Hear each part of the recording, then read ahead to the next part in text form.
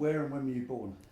I was born in Glasgow, Scotland, on the 26th of November, 1945. I was a baby boomer, you know.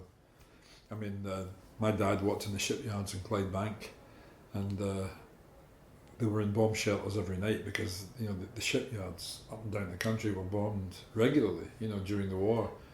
And it was a high-risk job. I mean, these guys were in what they called a prescribed job that they wouldn't be drafted because they had to have folk building the ships, you know. So he worked in the shipyards, and he and my mum would be in the bomb shelter under the house every night. And my mum, who was quite of nervous disposition, developed terrible dermatitis on her hands because of the worry of hearing bombs dropping and stuff like that, you know. And you were born after the I was born 6 months after the end of World War II. So what happened was, I mean, basically by the beginning of 1945, they knew it was almost over, and they knew they weren't going to be invaded and they weren't going to be killed and all that. So people were just going mad. I mean, there's a huge amount of babies born that year, you know, one of which was me, you know. People were partying. Oh yeah, I mean, the relief, you can imagine the actual relief of knowing you weren't going to be invaded and the rest of it, or worse, you know, killed. So anyway, I was born into a working class family in the East End of Glasgow. It's funny how all the poor parts of cities are the East End. They're never the West End. The West End is always quite glamorous, but the East End is always a piece of shit, you know. Is that the same in Glasgow then? It is, exactly the same, yeah. My dad was an East Ender till the day he died, you know. And my mum's still going, and she's 96, you know. So some of them you have to beat to death with a sledgehammer. You know. What's your earliest memory of music? Was there music in the house? There was. My mum was a singer. Well, not a professional singer, but this was in the days of the steam radio, you know. And I mean, it was Bing Crosby and Frank Sinatra and Dick Haymes, I remember, you know, and all those people. And she'd be singing all those songs. And so I just grew up hearing my mum sing. And she told me a story recently, which I've never, I mean, it really shook me to my roots.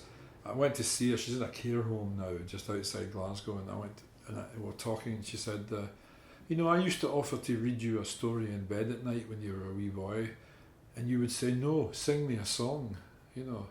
And she would, you know, she would, at the drop of a hat, my mum would start singing. You didn't need any accompaniment or anything, just launch into some song or other. Wonderful. You know? And that was like, wow, you know. So when I started playing jazz, I sort of half knew all those songs because my mum had been singing them around the house all day long. And that's when you had the radio on and you went about your business. You know, it was just a background to life, a lifestyle accessory, the way that music has become with all the kind of disco stuff that just goes on in elevators and everything now. But then it was proper songs, wasn't it? It wasn't just a kind of muzak. So then they would have been what we call standard songs. Yeah, they were, all of them. Yeah, and she loved all that, you know. And my parents came when I was working with the singer Claire Martin.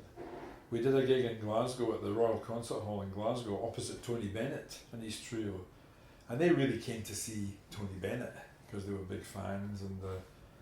And Claire had opened for Tony Bennett, and her parents had flown up from South London to the show, and they met Tony Bennett afterwards. He's a very gracious guy, and you know, pictures of him, you know, Tony Bennett with his arms around Claire's mum and dad and all that. And he's been to see her several times since, in London and in New York, because she's done that Algonquin room, you know, the singers showcase in the Algonquin Hotel in New York. Yeah. It's all singers that do it, you know. It's a sort of wood panelled room, and it's quite a prestigious thing to do. Anyway, he came to see her and hear her there with his new wife, you know. That's nice. And that kind of thing, you know. And actually, I remember when we opened for him, when we came off stage, he was standing at the side of the stage, and he said, "Wow, you know, he was an informed guy." You know, at that time, Mike Bradley was in drums in the band, you know, and I think that Claire and Mike at that time were a team, you know, they were an item. And Claire's quite a musician for a singer, you know, and they were doing fours. And Mike is one of those guys that plays real kind of upside down 4-bar exchanges, you know. But Claire can really handle it because she's got really good internal clock. And Tony was saying, "Wow, you know, he really followed what the drummer was doing on those exchanges. That was great. You know, he was like really lovely, ordinary, gracious guy. You know, which makes it all the more. You know, and I read his autobiography, and he said that my favourite records in my whole career, you know, a career of like 60, almost 70 years now. He's 88, I think. Were the 2 albums I did with Bill Evans. Oh yeah, those duos. Which masterpieces, I think. Beautiful you know. albums. I Yeah. still play those records actually. And Pete Churchill was telling me that there's a new one come out that's got all the outtakes, including the verse to Young and Foolish. Do you know that song? Yeah. I don't know the verse. The verse is unbelievable. It's better than the song. You know. And of course Pete Churchill knows all of those things. And you know, he pointed me in the direction. I've been trying to find it. I haven't found it yet. But it's got about 5 outtakes of Young and Foolish, including the one with the verse. I don't understand why they wouldn't have put that Okay, in. so the one they used, they don't use the No, verse. there's no That's verse. right. I'd never heard the verse before. And Pete played it to me one day. We were on a workshop somewhere, you know, and he said, this is it. It's really beautiful, you know, and he's one of those guys that He knows all that stuff. learn all the verses, you know. So anyway, I mean, So, can I go back to childhood? childhood, right? Okay. And just, you know, I mean, so your mum was singing you to bed instead Yeah, of she reading you to bed, which is right. beautiful. And then What about playing? No one played an instrument in the family? no one played an instrument. No, my So dad was a carpenter. I remember asking him for a guitar, and you know, he wouldn't. You know, I think I was about 8 years old. But before that, I had been in the school singing folk songs in the class, which we used to do. We used to sing, you know, Robert Burns songs. In fact, I recorded one of them recently. A thing called Over the Hills and Far Away. I don't know whether you know that tune.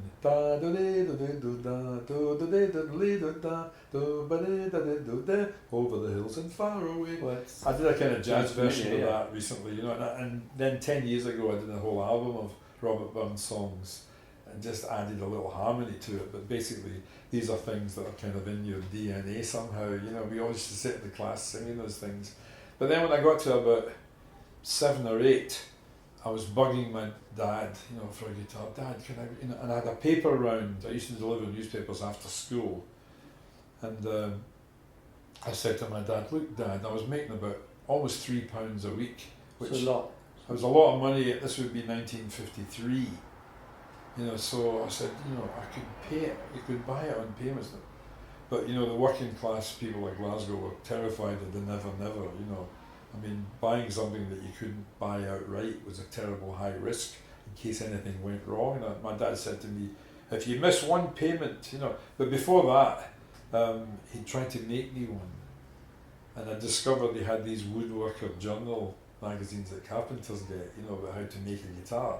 Quite a primitive sort of guitar, but I think he could have made the body, but I think what flummoxed thing was the neck, you know, with the kind of all the gradations of the frets and stuff like that. And I mean, it's like logarithms. Well, it's sophisticated, isn't it? Very sophisticated. It's a craft, you know. I mean, luthiers, you know, the luthiers, I mean, they're not mugs, they're not making a bloody coffee table, you know. I mean, it's a craft.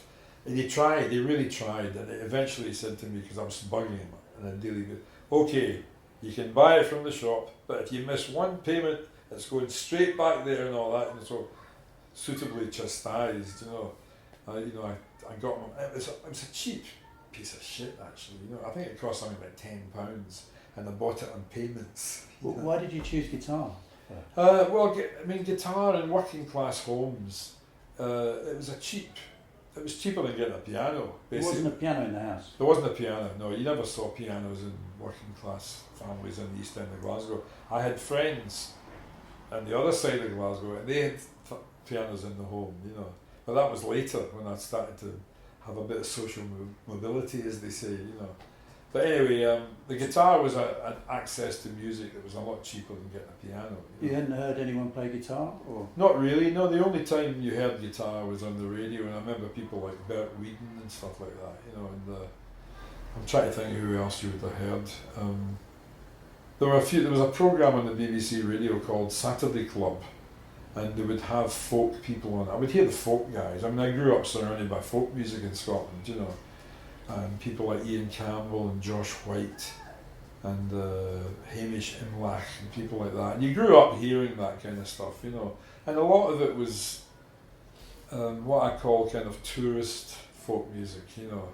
a bit like in Ireland there'd be the Irish Rover and the Rocky Road to Dublin and all that. It was a bit kind of designed for people not very interested in music. Of course, the more you find out about the music, the more you realise this incredible history and oral history. And anyway, that I got into that much deeper later. But my dad finally let me buy this guitar, and parents thought it was a piece of shit. The strings are at this high off the fingerboard. I mean, you had to be Arnold Schwarzenegger to hold a chord down in the first position. It's like, So it's unplayable, is it? Virtually. I mean, I never even realised that the bridge had a wooden bridge on it. If I'd taken the bridge off and shaved it down, it would have been playable. But I was an 8-year-old kid. What the fuck did I know? Also, I was left-handed. But in those days, there were no left-handed guitar players. So I learned to play the guitar right-handed, despite being left-handed. And that's where the problems began for me, because with the strings in the same way as if I was a right-handed person, I was playing it although I was left-handed. So the idea of holding a pick was just alien, and it would fly out of my hands all the time. Because you didn't use your right hand. Well, yeah, it was an alien thing for me to do. I mean, the left hand wasn't so bad because I could sort of articulate things on the fingerboard, but the right hand was just crazy. And in the end, I just got tired of looking for the pick, which would be flying across the floor, and I had no technique anyway, so I just carried on with my thumb, and it was a bad habit that stuck. Okay, so it wasn't an influence of anybody else. No. It was years and years later I found out it was Montgomery, and other guitar players who played with a thumb. But at that time, there were no teachers also, so it was a very primitive approach to music. I mean, we didn't know anything, I remember the first time I got a guitar, I didn't know any chords. The only thing I could do, I could play a double stop, tonic and fifth. And I thought, this is it, the world of music, I'm in, it's amazing. I mean, just a tonic and fifth was enough for me to think, wow, I'm a musician now, I'm not screwing around anymore, And then there was a wee boy around the corner, I used to go and knock on his door and say, can you show me a couple of chords, So it would show me all the chords in the first position, it was right down the bottom end of the guitar, And they're no good because they've got open strings in them, and unless you hit the right ones, you've got open strings that are not required, this, that and the other. So you didn't have a book or anything? No, there were no books even, It was only by the time I got in my teens, I'd been playing sort of local skiffle groups and stuff, stuff that came from the States, the jug bands, and you had all the people like Lonnie Donegan and all that stuff. This is pre-rock and roll I'm talking about, And you would hear there was a woman I met not long before she died. There was a big hit song called Freight Train, going so fast, Freight Train. And it was a singer from Glasgow called Nancy Whiskey. Her real name was Nancy Allen, but she called herself Nancy Whiskey, and she had a huge hit. And I met her, she was living in Leicester, and I was up there working with somebody, and she was in the club. And I said, come over here, meet Nancy Whiskey. She was a wee hard woman from Glasgow. She'd have fucking taken a swing at you if she didn't like you and all that, really hard, as only women from Glasgow can be, I mean, foul-mouthed, hard as nails, she'd win in a fist fight sort of thing, And she was telling us that she got ripped off with this song, the guy that produced it took all the money, she didn't get any money, and blah, blah, blah. But anyway, that was the stuff we were hearing. Freight Train, Lonnie Donegan had a big hit with another vaguely country kind of folk song from the States. So this is what we were hearing, So did you have like-minded other people, other kids who were playing at school or in the neighbourhood? Yeah, there was a couple of us, not serious, fooling around, but then I met this guy who lived in the next building from me, who was about 6 years older. He'd have been I'd be about 8 or 9, he'd be about 15. John Dunyan, he became my mentor actually, and this guy said to me one day, come up here, come up to my place, and he put on a jazz record. And it was, he had all these West Coast guitar records, because at that time you couldn't get anything from the East Coast. You couldn't get Blue Notes or Riverside. You could only get the stuff like Pacific Jazz or contemporary records.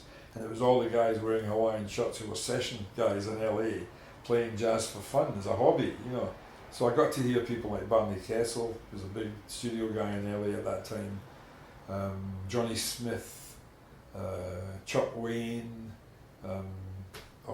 all of those guys, Tal Farlow, they were all living in the West Coast, you know, and you know, I was thinking, what is this? You know, what is this? You see, like, this is a song based on I Got Rhythm. This is a Charlie Parker. And I was, what is this? This is music from Mars. I think I actually said that to him. This sounds like music from Mars. You know, I mean, kid, you know, didn't know shit about anything. I was trying to play bagpipe tunes on the guitar, you know, and suddenly it's all this, you know. Anyway, I've said this before in interviews, something connected, you know. I don't know what it was. I don't know whether it was just, you know, I was fascinated by the complexity of it. Was there anyone in particular, any particular recording? Well, he had a lot of Barney Kessel records, you know, and at that time Barney Kessel had this group with Ray Brown and Shelley Mann called the Pole Winners, which they were. And there's a whole series of albums by the Pole Winners. There's one with Sonny Rollins, isn't there? There may be one with Sonny Rollins added as well, but mainly it was just the trio. Just the trio. And, okay. And this was the mark of how accomplished Barney Kessel was, because he was playing the guitar like a piano, chord melodies, little arrangements with, you know, bass notes and chords and melodies on top. And this was a relatively new thing. It was never a popular thing amongst jazz guitarists. They were normally either playing chords or they were playing single notes, but he managed to... He was innovative in that respect, was he? Well, I think so, actually, yeah. I think he was quite innovative, yeah. And he was innovative because he was... I mean, he's on records with Charlie Parker and stuff, Barney Kessel, you know. He's on records with Billie Holiday, and he was probably the most respected white jazz guitarist in the States for a number of years, you know. Although he became quite arrogant and quirky in later life, you know.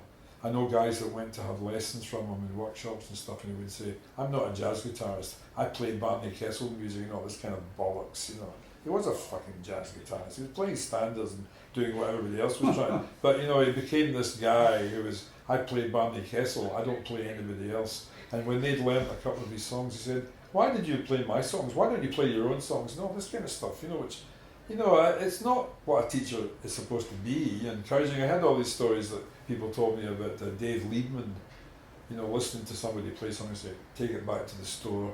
Next, what do you do? Take it back to the store. I mean, that's not... Take what back to Take the instrument back to the instrument back. You know, and that's not what you do if you're a teacher. It's not encouraging, is it? No, it's not. And your job is to try and foster and help people to get to where they want to be, you know. And I mean, Dave Cliff and I used to do workshops together, and Dave is fantastic because he can put complicated information into words of one syllable. I've seen him do it with kids who are asking questions. I couldn't, you know, how do you play the blues? You know, that's a tough question to answer, you know. He could do it. He'd say, well, you start off with little motifs. You know, you find a little phrase and you build on it, and he would explain it all very simply. And he would even write out a few of them and give these kids and explain it to them and say, go away and practice these, and then vary it and try adding things. You know, wonderful information and encouraging. You know, always encouraging, and that lovely kind of slightly dour, dry, sort of Geordie thing that he has. Exactly, you know, yeah. But always enthusiastic. Great. You know, he just never sounded it. But he was always, you know, supportive, you know, a great example, way ahead of me. I was glad he was on it because I could never answer any bloody questions. When I would play something, he'd say, what do you do? I don't know. That's not what students want to hear, you know, they want to hear, you don't know what you're doing. Well, is that really true though, that you don't know what you're doing, or you didn't at that time? Or? Well, I mean, I'm probably the last generation of completely self-taught players, Martin. I mean, there were no teachers. I mean, there was the Royal Scottish Academy of Music, but you had to already be gifted before they would even consider having you in. And I don't know how you get gifted without having somebody explain a lot of music and help you to learn it. But for me, it was enthusiasm that drove me to this day. I mean, I'm still not a good sight reader. You know, I've never been a good sight reader. I can read, but I've got to have music in advance and virtually memorize it note for note. You know, that's how I have to work. Just because never having been good at any of that and not having learned properly, you know. But I think when you learn the way I did, there are certain advantages, I think, because you figure out where not to go and how to build on your strengths and how to how to advance your playing and eliminate the bad stuff. In other words, your ear becomes your guide, you know. And I've always had quite a good ear, actually. That's how I was able to get as far as I've got, although my bank manager may disagree with this, but, you know... So were you working things out from recordings?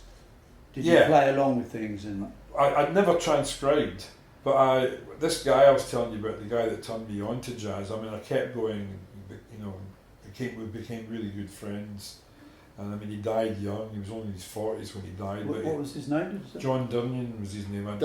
Dunyan. It's Spanish, but his family, his grandparents were de-Ornion. Oh, okay. But they kind of Scotticised it, and it became Durnion. And there were some Scottish golfers called Dunyan, actually. Oh, okay. The same way that a very well-known Scottish name is Sinclair, and that comes from the French, Saint-Clair. The old alliance between Scotland and France against England, and it was Mary Queen of Scots and all that shit. Bonnie Prince Charlie, who was a French speaker, you know, they all lived in France, you know. He came back and he got his ass kicked at Cologne and was back on the boat to France again, you know. But it was the old alliance, you know, right? And with France and Scotland. So you had a lot of traffic going that way, but bypassing England, you know. And there's still a lot of animosity in Scotland about England, you know. Yeah. Although that's what surprised me, that they lost the referendum. Yeah, I was surprised at that. But apparently it broke down along age lines. The young folk, yes.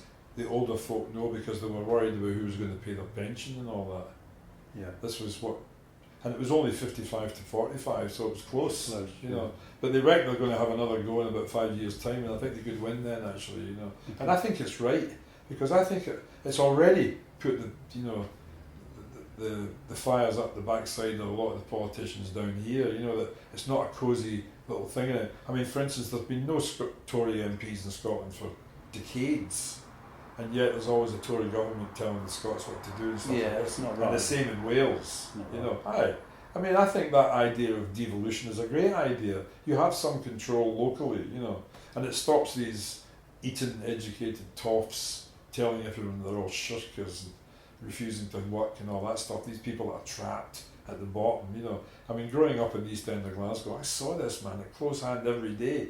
People who were trapped, you know, the poverty trap. I saw that every day.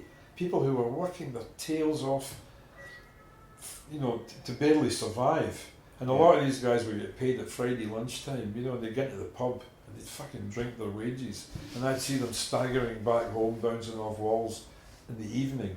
And the wives waiting to beat the shit out of them with a bloody rolling pin, because the problems were then made worse. Yeah. Because, you know, but this was their few hours of escape from the drudgery and all that, you know. And these are the people, as Harold Macmillan said, who beat the Kaiser, you know, in World War I and all that shit, you know. I mean, there were...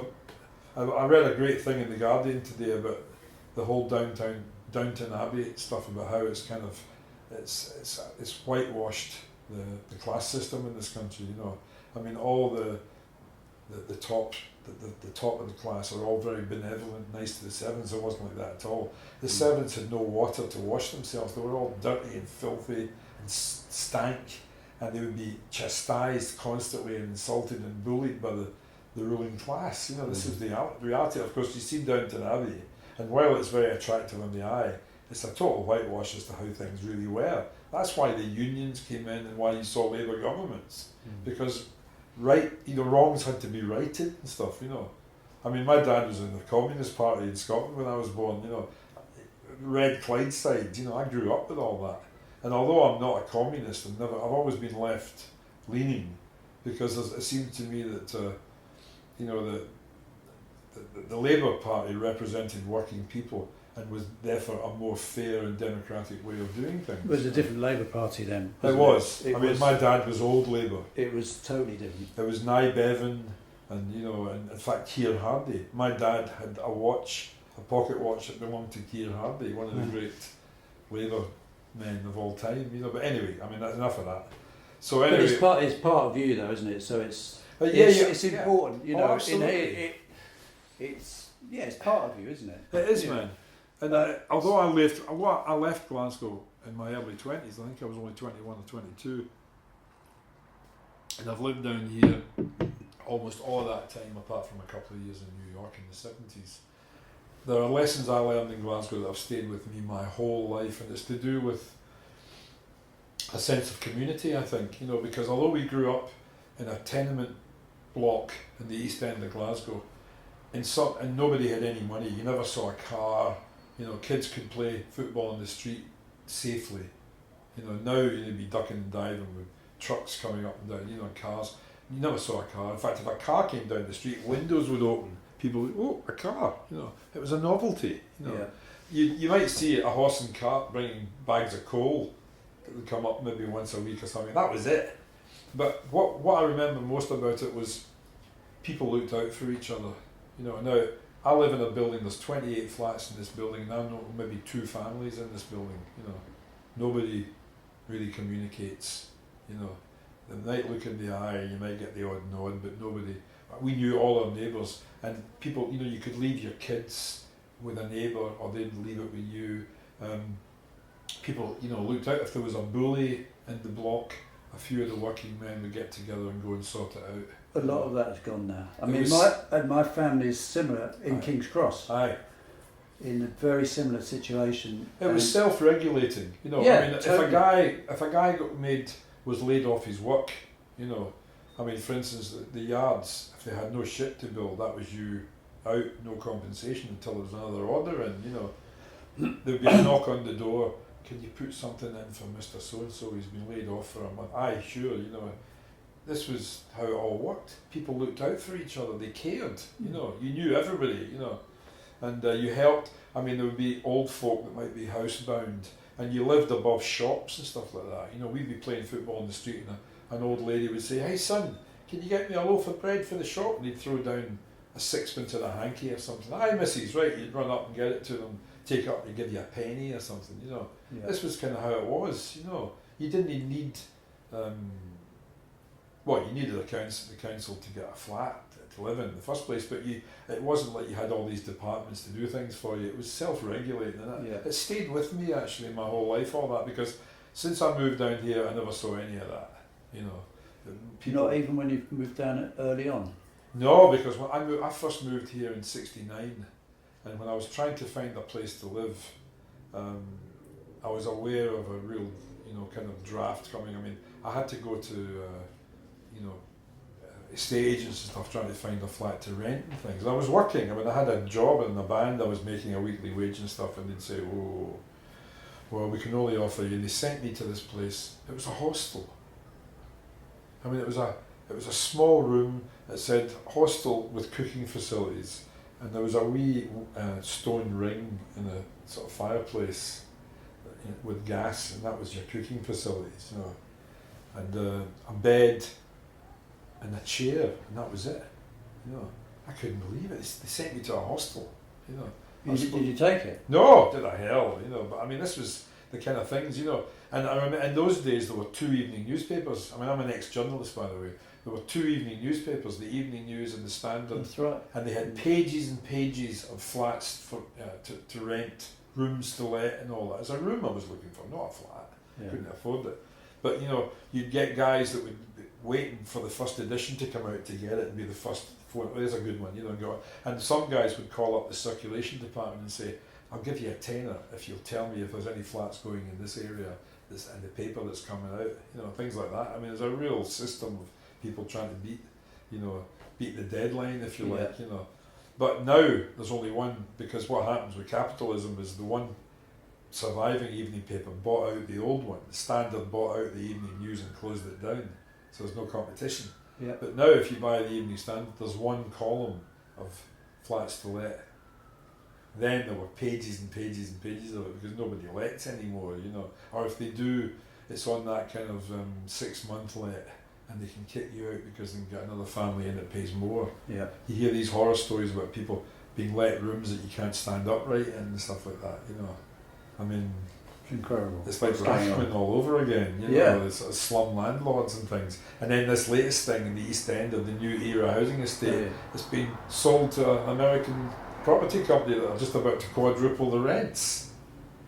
Is that what's happened now then? That's what's happened, but of course there's been marches to Parliament, and now this company, a big American property company, are kind of backing off, realising that oh, there's a lot of bad press happening here. Russell Brand led a march and all that. You know, although I'm not a big fan of him, but he has been able to get attention to these people. And then working folk, you know, but they've just kept their lane. I mean, it was supposed to be, it was council stuff, but the council sold the property off. There can't be much left.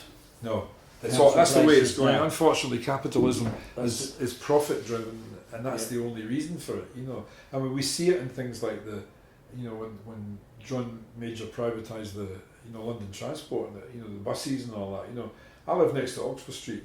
You walk up to Oxford Street, you see a line of red buses, nose to tail to infinity, but they're all different companies. It used to be London Transport. What was the matter with that? It was all the one thing. Same as the trains. I know, the tubes, the trains and the buses. Telephones. Yeah, you know. Everything. I mean, they're selling off the family silver to, I mean, I pay my electricity to EDF, Electricité de France. Yeah, me too. You know, the banks. I'm going to stop doing it. I've got to use somebody else. The banks own British Water, you know. I think Thames Water is owned by Santander, the Spanish bank. You know, the utilities are being sold off. I mean, it makes no sense, you know. And this is the government that say, oh, we're hanging on to the pound. We're selling off everything else, but we're hanging on to the pound. So fucking what? I mean, roll on the euro, but there's this kind of little England mentality thing that still governs a lot of the thinking. I don't get it myself, but anyway, I mean, that's another thing. But anyway, should we go back to I'm music. with you on all this, but should we get back to when you were a teenager and you Barney Kessel you mentioned, and what I was intrigued about was you said you didn't transcribe, which you mean you didn't write anything down, but did you played along? Did you copy things from recordings and learn things that way? I suppose I learned to. Well, I did a lot of playing with my pal John Dunyan next door, you know, because he explained a lot about chords, you know, and harmony and stuff like that to me, and I sort of started to learn tunes and things we'd play together. But the thing that I really got involved in before getting really into the guitar was bass. First of all, a bass guitar, and then a double bass, because jazz was such a mystery to me that the only part of it I could really figure out in the beginning was the bass line, because they played the fewest number of notes, you know.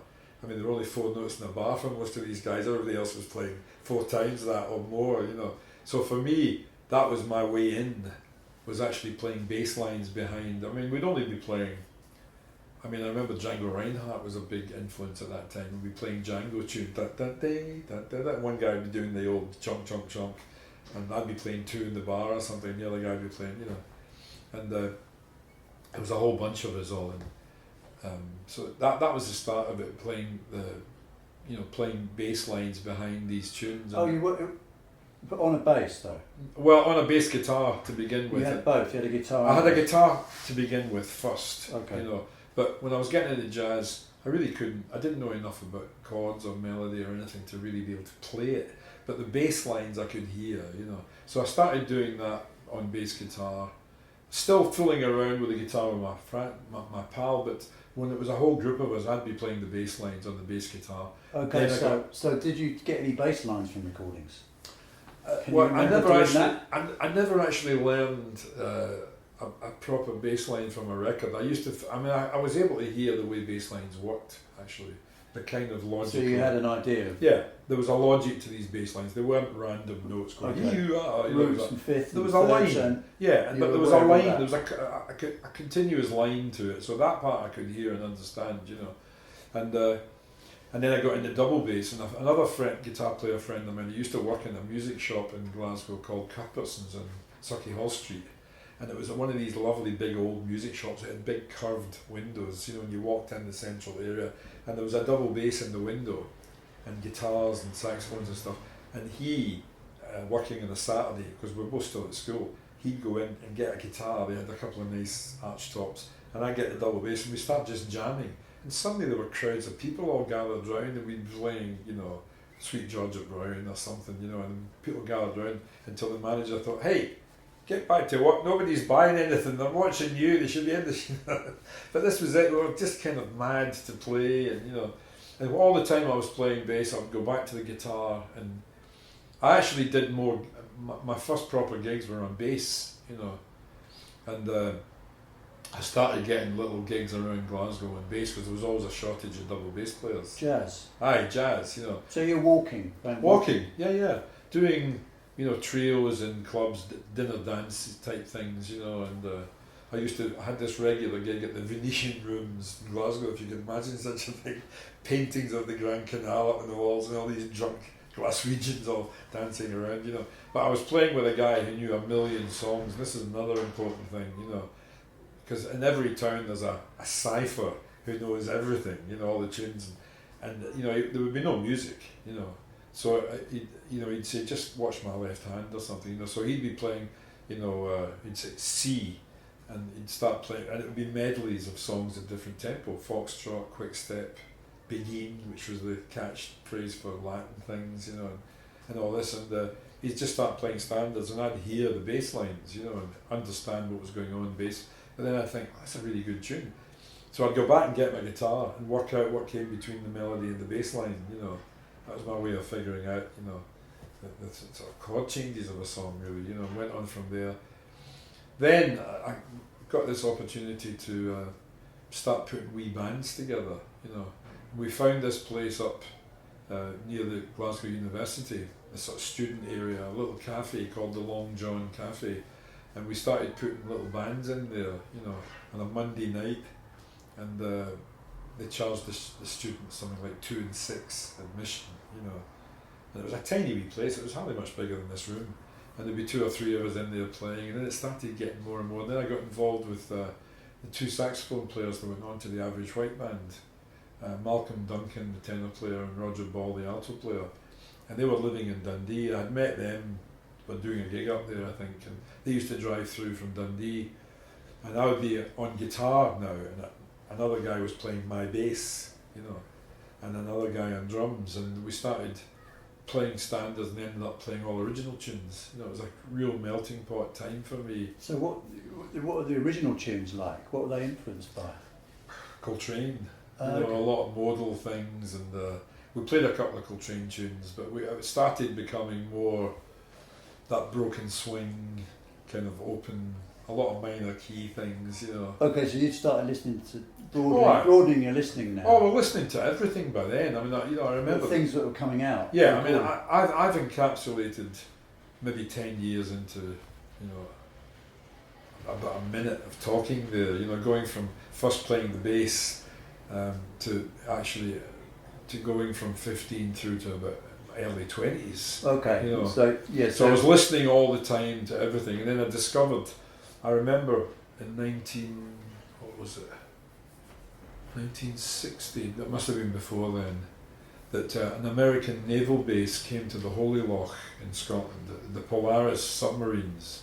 Suddenly you saw black Americans walking around Glasgow in sailor suits, and they'd start sitting in the local places and borrowing saxophones and stuff, and suddenly you were hearing a whole different thing. And another thing I've been talking to somebody recently about was the importance of jazz at the Philharmonic. They came to Glasgow every year. So I was able to see, as a teenager, Count Basie twice, Sarah Vaughan, Ella Fitzgerald, Duke Ellington, the Oscar Peterson Trio, I think I saw twice, with Ray Brown and Ed Thigpen, the MJQ. I mean, this was a life-changing experience. I mean, to hear the Basie band going from a whisper to a scream, playing in a cinema with only 3 mics on stage, one of which was a talk mic, you know. 1 mic on the piano, 1 mic in front of the whole band, you know, in a cinema, and to hear the sound of it, you know, from whisper to a scream, and the soloists would have to walk down and solo at the front near the mic and then go back up, and it was the classic band with Sonny Payne and Lockjaw and all those guys. It was fantastic, you know. I mean, it was shivers on the spine. I've never forgotten it, you know. In fact, I talked to Joe Lovano about that. And he, in Philadelphia, had the same experience, going to Jazz at the Phil with his dad when he was a kid, and hearing all this. I mean, hearing those guys, and of course, they looked like $1 million. They didn't know what fucking country they were in half the time, you know, because they were on the road.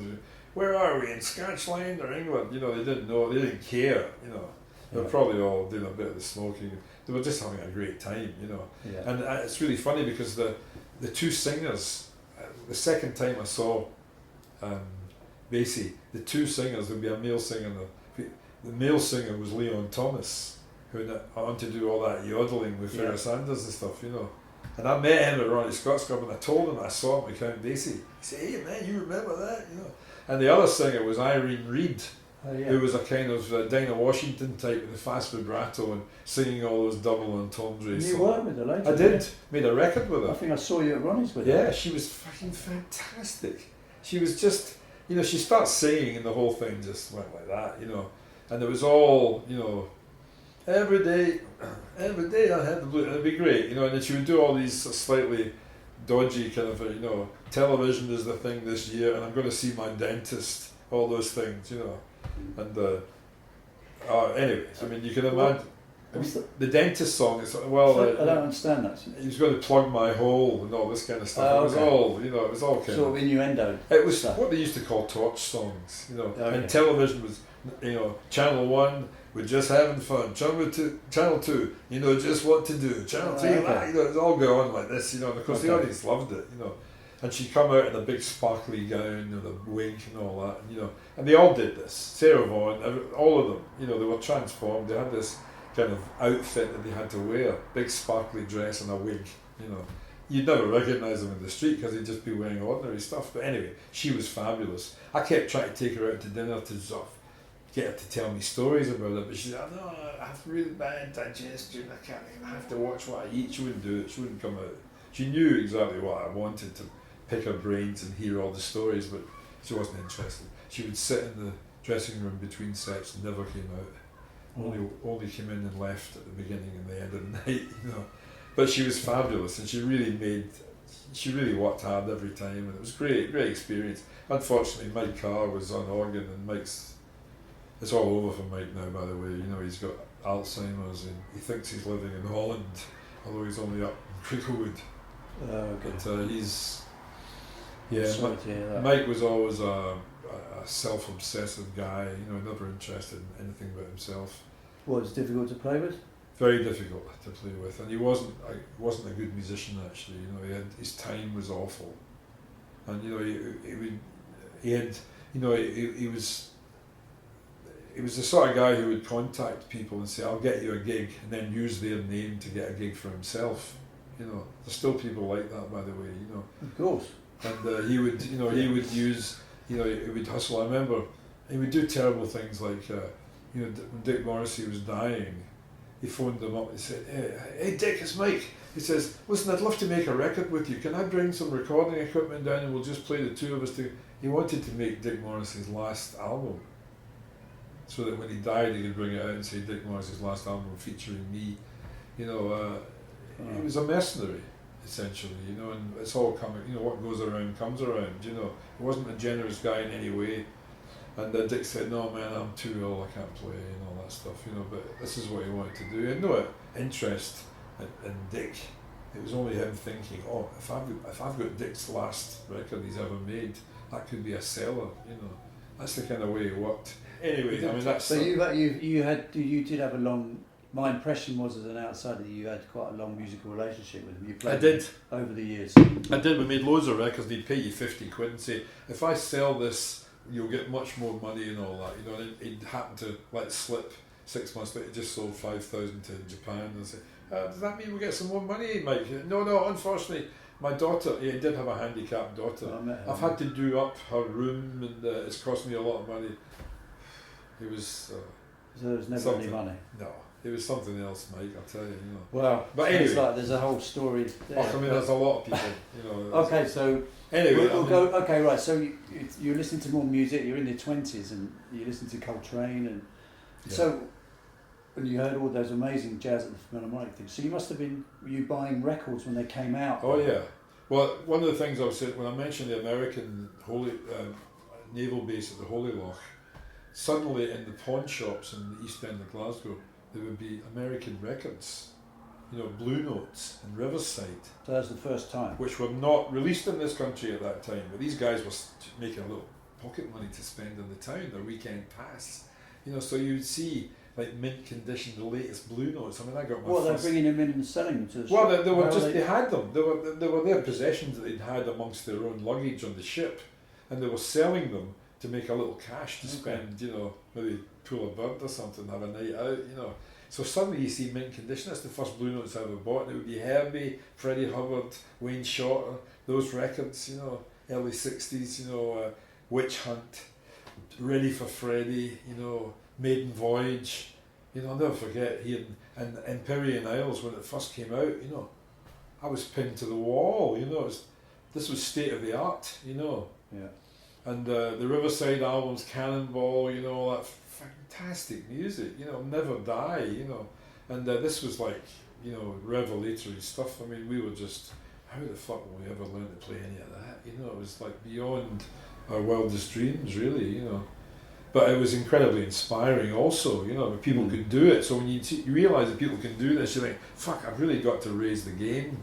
So that was kind of inspiring to me. And then a wee record shop opened in Glasgow, run by this little Jewish guy called Clifford Stanton. And he started importing Blue Note records.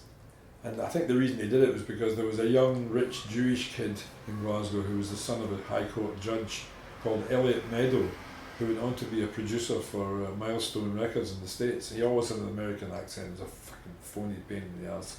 And a terrible amateur jazz drummer, you know. But anyway, this guy, Clifford Stanton, used to import 2 copies of every Blue Note he could get his hands on, because this guy, Elliot Meadows, would buy one of everything and there'd be others left over. And I didn't buy one of all of it, but I would, you know, if there was a new Herbie album or Wayne Short or something, I'd get it, you know, and go back and study it. You know, just hearing, you know, the Elvin and Ron Carter and all those guys. Yeah, so when you mean studying it, what do you mean? Well, I mean, when I say study it, I mean kind of absorbing the kind of musical information. Just listening to it a lot, or were you analytical about it, like working out the changes? Well, I would try and I would all of those things. I would try and work out. Learn the tunes.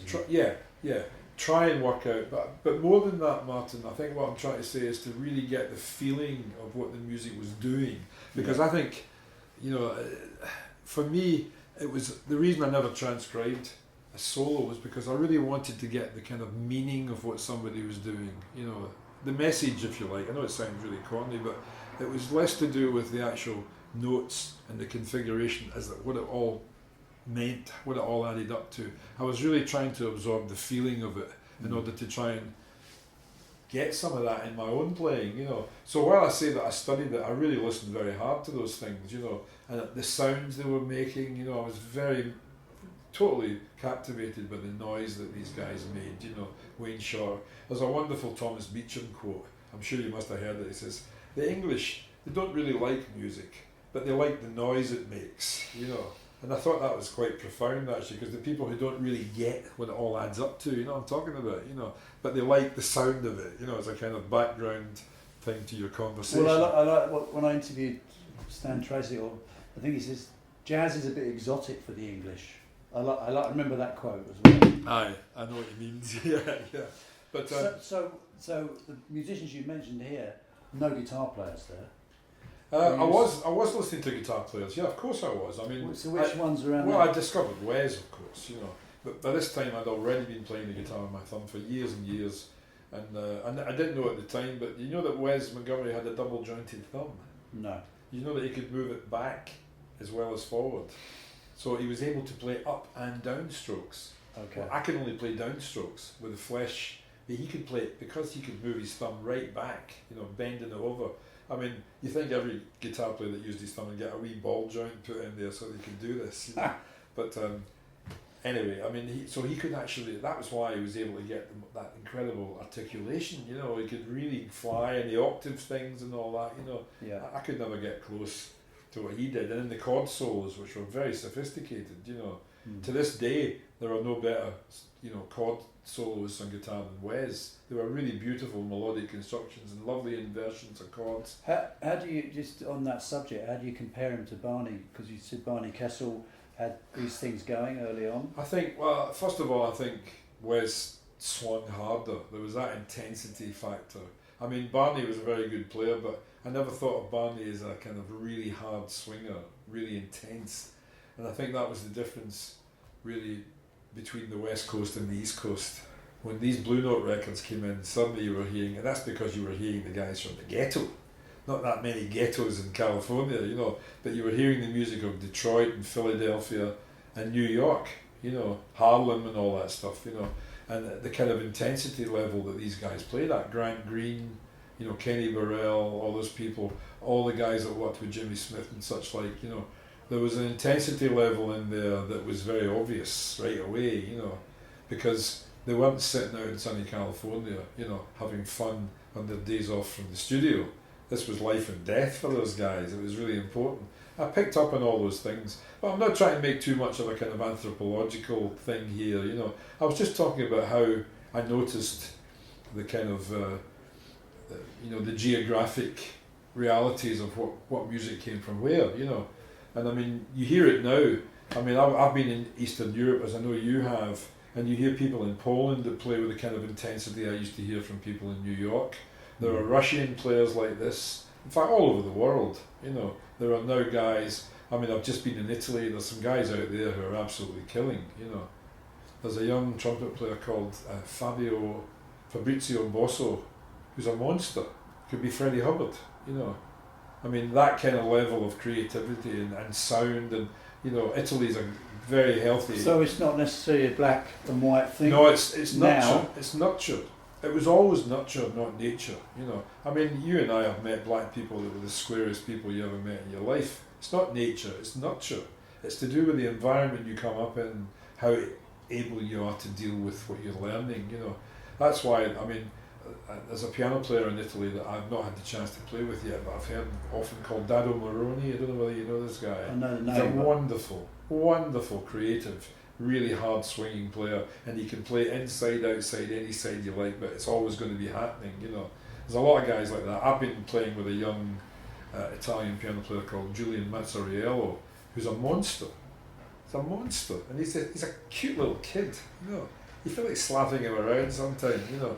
I mean, he's just fabulous. I mean, he's just, his touch, his sound, you know, his ability to follow his feelings, you know, and take things out and bring them back in again, and you know, I mean, I'm just fascinated actually, and I know the reason for that, and it's because of people like you, good teachers, because in my lifetime I've seen jazz teaching go from, you know, a kind of happy amateur approach to it, like the Lionel Grigson thing and all that, with a little book with the squares and the changes in them and all that, you know, the rough guide through to quite sophisticated. I mean, you know, I work with Stan Saltzman quite a lot. I know Stan's a great teacher. Yeah. And many people come and tell me that they've been with Stan, and I can hear it in the playing, how he really makes sure they learn properly, and he supports and guides and helps them. I mean, I think the quality of teaching has really brought talented players through the roof. Yeah, it's I'm hearing them all the time, you know. I mean, I know about the Jacob Collier kid, who I think is still at the academy. Stunning, isn't he? And then have you heard this young guitarist, Rob Luft? Yeah, I played with him the other day. He's got everything. What age is he, 20? He came round here, he had 2 hours left on his course or something, and he phoned me and said, do you mind if I come round? And I was thinking it's going to be, there's a few of them, Nick Smart sent a few of them around here because I'm quite close to the academy, and they come in and you know, they're good, and they'll ask questions, and you know, we'll talk about comping and things which a lot of the young guys don't quite get. You know, I'm really into comping, you know. Rob Luft came round. He knew more than I did in every department, you know. He was a great comper. He knew more tunes than I did. He was calling bloody obscure standards and Bill Evans tunes I didn't know and all kinds of stuff. His comping was great. He could play in so many different styles, you know. I saw him recently doing a night of Neapolitan song with all these Italians at the pizza, and he was playing all this Italian shit, sight reading it, you know, mandolin parts on the guitar. This kid is ridiculous. You know, he's going to be major, you know, definitely major. He's already playing fantastic, you know. It's just a question of... He's a good guy as well. He's got his head screwed on. Very, reliable, very sweet kid, yeah. No sides to him, not arrogant. No. You know, I know that young people with talent can sometimes...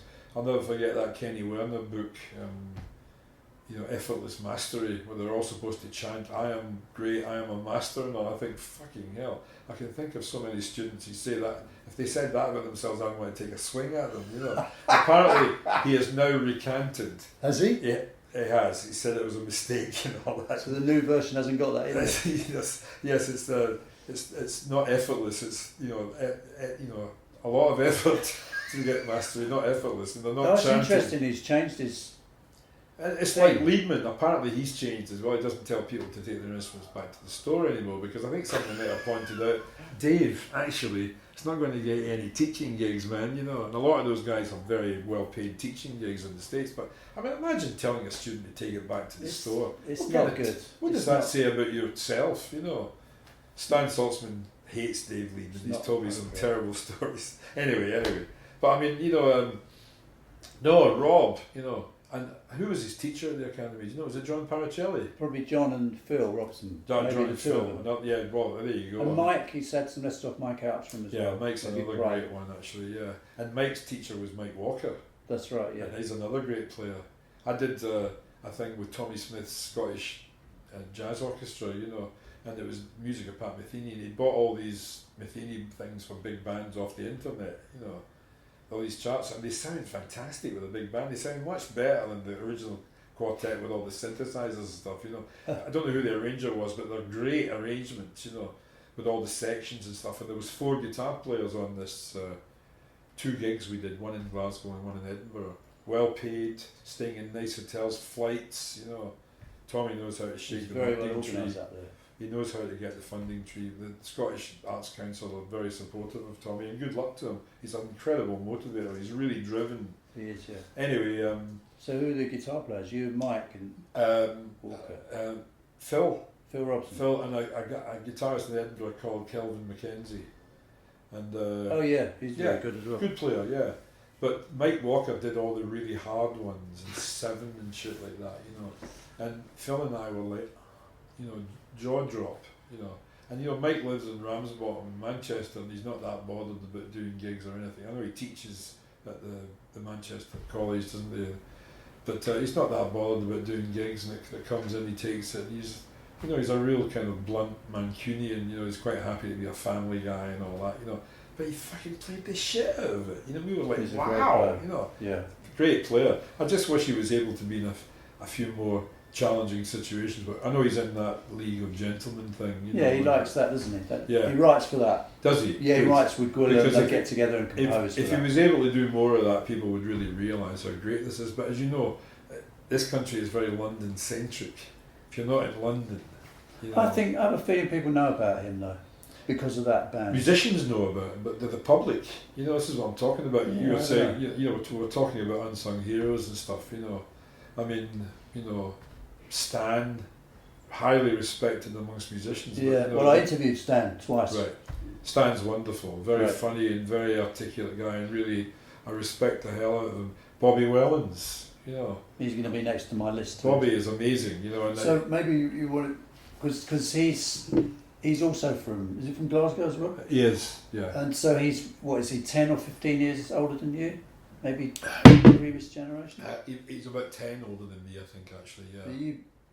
So at the time, he wouldn't have been there, would he, when you were growing up? Oh no, he was already down here, but he came up, when I was a double bass player, I used to work with a guy in Glasgow called Andy Park, who used to write a lot of music. He was an art school teacher when I met him, but he was the sort of Scottish Gil Evans. He used to write all these great arrangements. We used to do things for plays, TV plays and stuff, background music, kind of, not background, but the kind of incidental music that you hear in dramas and stuff like that. Very interesting. There was a series that we did music for. Andy really taught me a hell of a lot also, because not being a good reader, he was able to guide me through things. Here's the kind of thing I want here, here's what I want, right, great. And I have the parts, and I would have all the notation that I needed to learn, and I'd learn that, and then the rest would be just lines over changes and stuff. But that really taught me how to, and it'd be long pieces, so I really had to learn how to deal with a long part and keep it together. So that was a great learning experience, and we were supposed to do version of Bobby's Culloden Moor Suite, which apparently is just done with the Scottish lot with Tommy Smith. Yeah. But in those days there were no big band arrangements of it, and Andy, it's basically a bunch of minor key songs of Bobby doing his kind of bagpipe stuff on the saxophone, you know. And Andy had written out all these parts, you know, and scored it basically for a big band. Bobby came up, we had one rehearsal, and Bobby was like, as an ex-junkie, was very suspicious of everybody, you know, and not friendly and not easy to approach. And we were all kind of on tenterhooks because he was a famous musician from London, you know. And when was this then? this would have been not long before I left. This would be about the mid-60s. Oh, okay. And I left Glasgow in '69.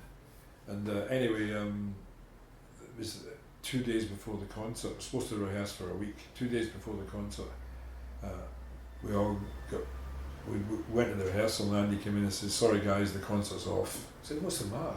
It was they were going to do it in a big theatre and all that. He was selling tickets then. Bobby's fucked off. He couldn't get any shit and had gone back down south and just abandoned the whole project at the drop of a hat. I mean, that's what junkies would do, you know. I mean, they were, the only thing that keeps them together is to have another fix, you know. Yeah. And that's what happened. He fucked off, and the whole thing was abandoned, you know. So that was disappointing. But I mean, Bobby has burnt a lot of bridges in his time. Yeah. I'm not going to put him down because I think he's a marvellous player, but he has done some nasty things to people, you know. Not to me, but I've heard. You know. Yeah. But anyway, I'm aware of that. I've got a lot of respect for him. You know, I think he's a real true individual. I remember hearing him on a broadcast once, and it was somebody's band. I can't remember whose band it was, but there were 3 horns, 2 saxophones, and it was Nigel Hitchcock and Bobby and a trumpet. And you know, I know Nigel, played with Nigel, he's a monster and all that, but Bobby stole the show just by being Bobby. Yeah. You know, I mean, Nigel, if you like, maybe is not such an individual, although he can do all of that wonderful, you know, Michael Brecker, and you know, he's an absolute genius in so many ways on his instrument. You know, I know all the stories about him transposing parts to memory and walking on stage and playing it all and all that kind of stuff. You know, he is it's shocking. He's especially gifted, but Bobby has his thing. Bobby's individual though. That's individual, and that's what I'm talking about really, because all the people I grew up listening to, they never learned to do what they did in a university or a college. It was how they were able to personalise everything that they learned that made them have this individuality, you know. And I think in some ways the kind of the how are we doing? Are we okay here? Yeah, we're fine. I'm just checking it's still on. In some ways the kind of methodisation of the teaching of jazz that happens, and I know the Berkeley School have been doing this for a long time. I mean, if you learnt Michael Brecker transcriptions, you got your degree. And for guitar players, if you learnt your Pat Metheny transcriptions, you got your degree. Now, I have a problem with that, because I think, first of all, if these guys are talented enough to play Michael Brecker or Pat Metheny transcriptions, they've obviously got a lot of ability, but you're putting young players completely in the shadow of guys who are so established that how do you get out from under that? How do you escape from under the shadow of somebody that great and that established? You know, I mean, Claire Martin was telling me that she does that Radio 2 show on a Saturday, and she'd interviewed Pat Metheny, and before she did the interview, she called me and said, "What am I going to ask him? I'm sitting looking at his CV, there's pages and pages of Pat as a leader, there's pages of Pat as a sideman, there's pages of Pat with singers, with orchestras. I mean, it's like a book, his CV, you know." She says, "What am I going to ask him?" I says, "Ask him what there's left to do, you know."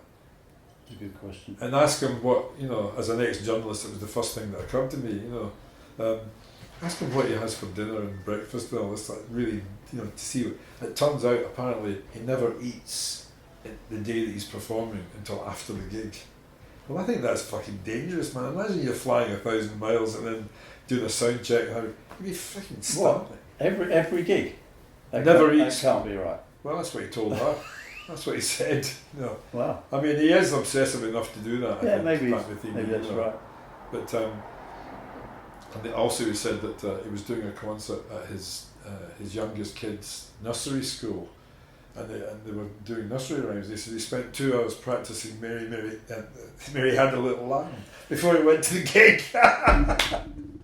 I thought that was fantastic. I mean, I like that because I saw the humanity in that, you know, and I've done gigs at my kids' school as well, you know, and I know you take it seriously, you know. You don't want the other kids to go, you know.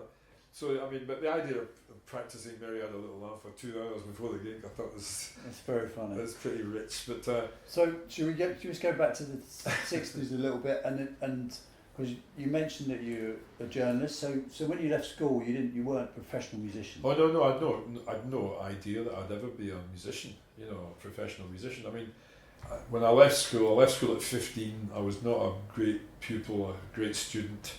I left school with something like 2 O-levels or something, you know. I mean, my mind, I'd be sitting in the math class thinking of a Charlie Parker tune or something, you know, and my mind wasn't on it at all. And I left school at 15, the first chance I had, and I took this job in an office, terrible job. And while I was in there, I met this guy who became a kind of surrogate dad to me, because at that time my dad was very mistrustful of me. He thought I was deceiving them in some way. I don't understand to this day why he thought that. But anyway, we were not on speaking terms, although I was still living at home. And this other guy, Jimmy McCallum, his name was a great character. It was one of life's slightly tragic. He would tell us about his weekend and how he'd met this girl and she dumped him for some other guy with a nice moustache or something, you know. He'd tell us that, we'd be laughing at him, he'd be telling us on Monday lunchtime about his disastrous weekend. But he was a really good guy, and he said to me one day, "What are you doing in this stupid job here? It's a dead end, goes nowhere, you know." I said, "Well, it's just a job, you know." I said, "Look, my brother's a journalist on the Glasgow had 2 evening papers at that time, on the Evening Citizen. Why don't you try and get into journalism? It's a good job, you make a lot of money, you can start at the bottom and work your way up." He says, this will get you nowhere, this one. So he said, "Write to all the papers in Glasgow, see if you can get a job." And I did. And at that time, Glasgow was full of newspapers. I mean, there were Scottish editions of all the dailies. There was a Scottish Daily Express, Scottish Daily Mail, there was a Daily Mirror, Scottish edition. There was the Scottish papers, the Daily Record, the Scotsman. There was the Daily Sketch, which had a Scottish edition. There was piles of newspapers. So the Scottish edition had different stories. Aye, appropriate for Scotland. Yeah, local. That's the whole idea of these things. Yeah. And so I wrote to all these people, and I got a few interviews. I did get an interview for the Citizen, but they weren't hiring at that. And I got a reply from the Daily Record, which was a kind of Scottish version of the Mirror, a tabloid, but very good journalism, you know, proper high standard paper. And I met the editor, Bob Johnson. He said, "What makes you want to be a journalist?" Because I had no idea. I was making it up. "Well, you know, I think it's a really interesting career, you know, blah blah, bullshit in my way, you know. I think it's a really interesting career. I'd like to better myself, and you know, I knew how to bullshit, you know." He said, "Oh, you could do that actually, yeah," but he was a hard-bitten journalist and probably realised I was having him on. He said, "Okay, I'll give you a go, you know, start next week." And I've still got the letter, and you know, he'd written it to me at my folks' address. He said, "I'm glad to inform you that you'll be hired as a copy boy." This is what, in the old days, I can say this, in the old days, this was in the days of the linotype operators, you know, the wet metal guys who typed it. What happened was... Wet metal, what's that? Wet metal. You know, the stories were typed out in these linotype machines, and it came out as a row of metal letters that were all put together, assembled on a page, proofed and checked, and then sent down and put onto the things that go round and print the paper. This is all ancient history now. It's all computerised. The linotype machines are ancient history. And in those days, you know, the copy boy, there'd be a big semicircular desk with all the sub-editors. In the middle would be the chief sub-editor, and behind him would be the editor and the assistant editor. And all the stories would be coming from those guys. They'd copy, and you'd run up, they'd give you the copy, you put it in one of these wee tubes, send out the tube to the case room, which was where the linotype guys were, and they'd type it all out, you know. This was how it worked. And from that one I went on to the picture desk, where you size up photographs for a particular size in the paper. And then I went on to the sub-editor's desk, and that's where I ended up, you know, what they call sub-editing stories and writing headlines for them. You know, that's what I did when I actually quit that job to move down south, and I got a gig down here in a band. So how long were you doing that job for? For about maybe 5 or 6 years. I left when I was 23, and I moved down south because I got a gig in a band. But I'd had my band with the 2 sax players from the Average White Band, and a local bass player and drummer, and we'd been doing gigs around Scotland. I'd been playing with other guys as well, and I was starting to think there might be a chance of doing something musically. You know, I was really enjoying it. I was feeling like I was developing a little more. Still wasn't sure if it would work for me, but I wanted to give it a go. And I was actually going to move down on Speake and try and see if I could get a foot in the door. But I'd come down on the bus a couple of times. This was pre-motorway. It took like 18 hours to come, you know, going round all the houses from Glasgow to London. I used to come down with my guitar and try and sit in some of the jazz gigs. There wasn't a lot then. Did you know people in London? I didn't, no. So where were you going to stay? B&Bs. Anyway. Yeah, I didn't know anyone? No, didn't know anyone. Have you heard of any musicians? I knew that. I used to get the Melody Maker and you'd see all the wee jazz gigs in the back of it. Tony Lee Trio playing at the Bull's Head, or there was a pub in Bermondsey. I remember Phil Seaman was playing, you know, and I went up, you know, and I said, "Excuse me, Mr. Seaman, can I sit in with you?" And this gargoyle sort of looked at us. "Can you play the blues?" You know, I mean, it's terrifying, you know. I said, yeah. But he said, they didn't let me sit in the end. In fact, nobody let me sit in. I went to Tony Lee's gig, and I played with Tony Lee many times later. But then people were worried about losing their gigs. There was no jamming and stuff going on. So I never ever got a chance to play. So you came down and didn't play? Several times, yeah. I got knocked back every time, you know. Wow, that's an amazing story. But you stayed and heard the gig? Yeah, but, you know. And I heard it, and I realised that I was able to perform at that level, but I never got the chance because people were worried about losing their gigs. No one sat in then? No one sat in, no, unless they were all mates or something. Right. You know, Tony Cole came and sat in one night, you know, but then they'd obviously all knew each other, you know, but you had to, I remember they asked me, "Who do you know? Do you know Terry Smith?" "I've heard of him." "Do you know," they wanted to see if you were on the scene, and the fact that I was out from out of town was terrifying. You know, they probably thought it was Joe Bloggs going to come and fuck everything up.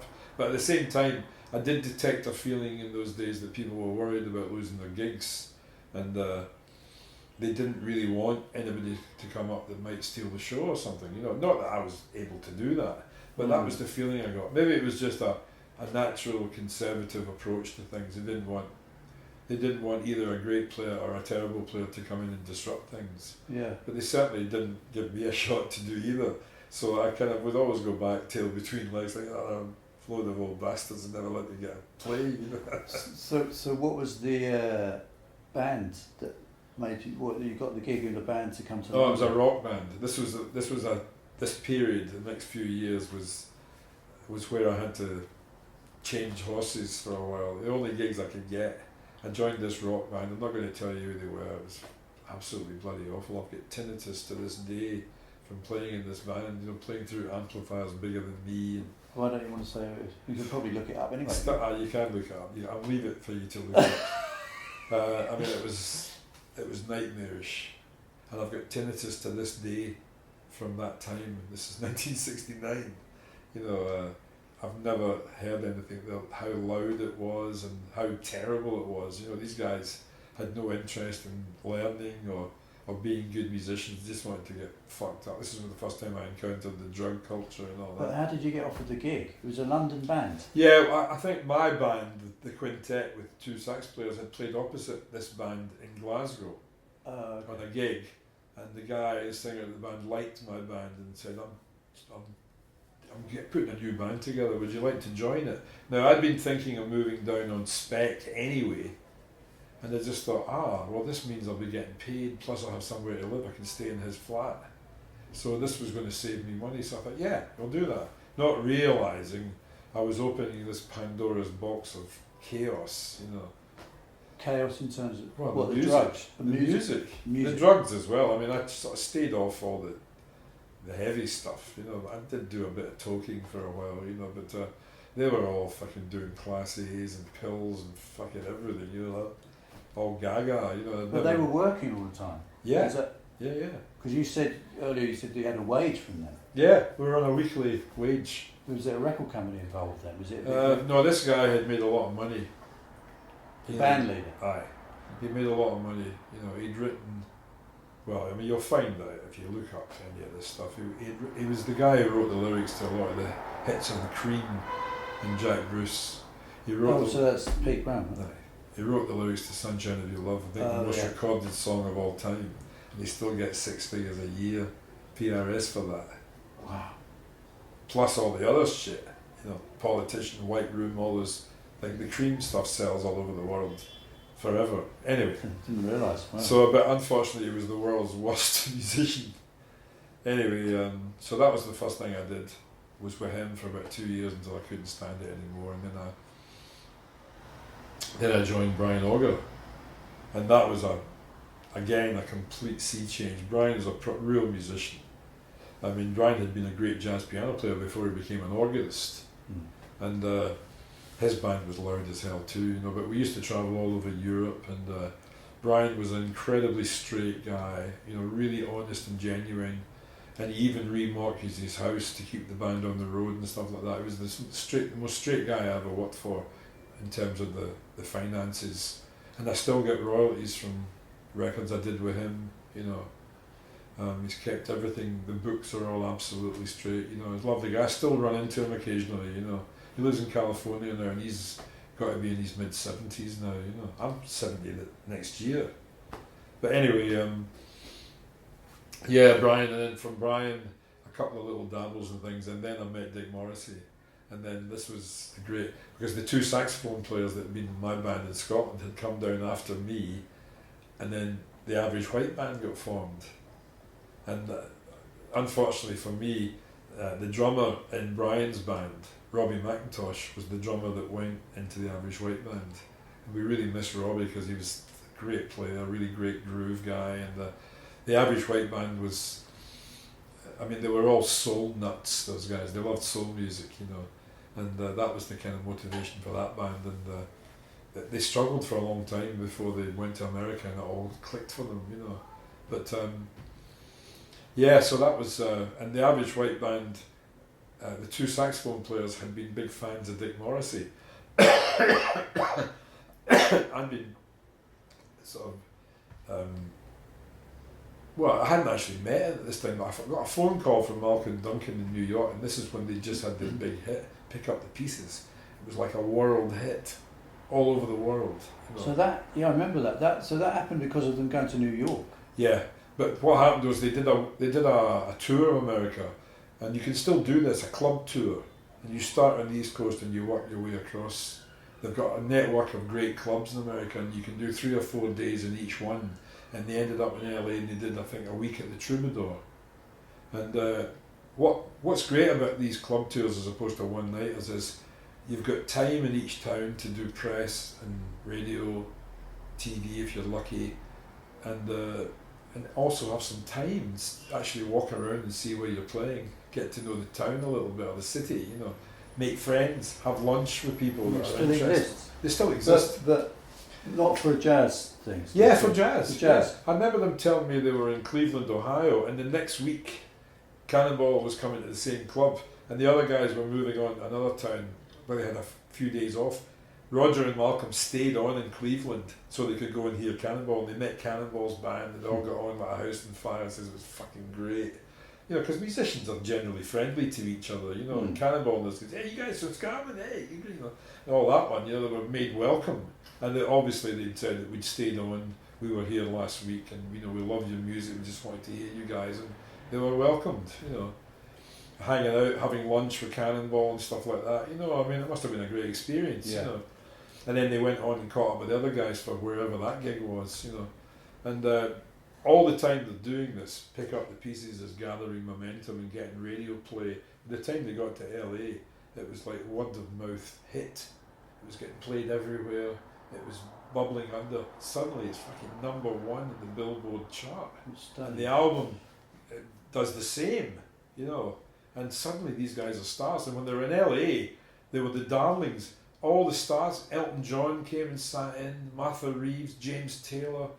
You know, they were all invited up to James Taylor's house in the hills for dinner and all that. You know, it was like, it all just went. And this was without major promotion. This was word of mouth. Yeah, how did that happen? Because well, just because it's a British band, right? Or Scottish and English, right? Yeah. Scottish. All of them. Was it all Scottish? All Scots. Yeah. Oh, okay. And they're still going. There are only two original guys left. The others, so the Alan Gorey, the lead singer and the bass player, is still there, and Ollie McIntyre, the guitarist, is still there. All the other guys have left. Was it formed in London though? Yeah. So they all came. They're all down here. I mean, that's what you had to do. In fact, you know, it's something we didn't talk about before, but the fact is, you have to come to London to be noticed as a musician in this country. That's why Mike Walker is not better known, because he chooses to live in Manchester. You know, I think if Tommy Smith had come down here, he'd be better known. You know, although he has made a life for himself in Scotland, and he has started jazz courses at the Scottish Academy and this, that, and the other. You know, he's done a lot. And he's got an international. Well, profile, I mean, though.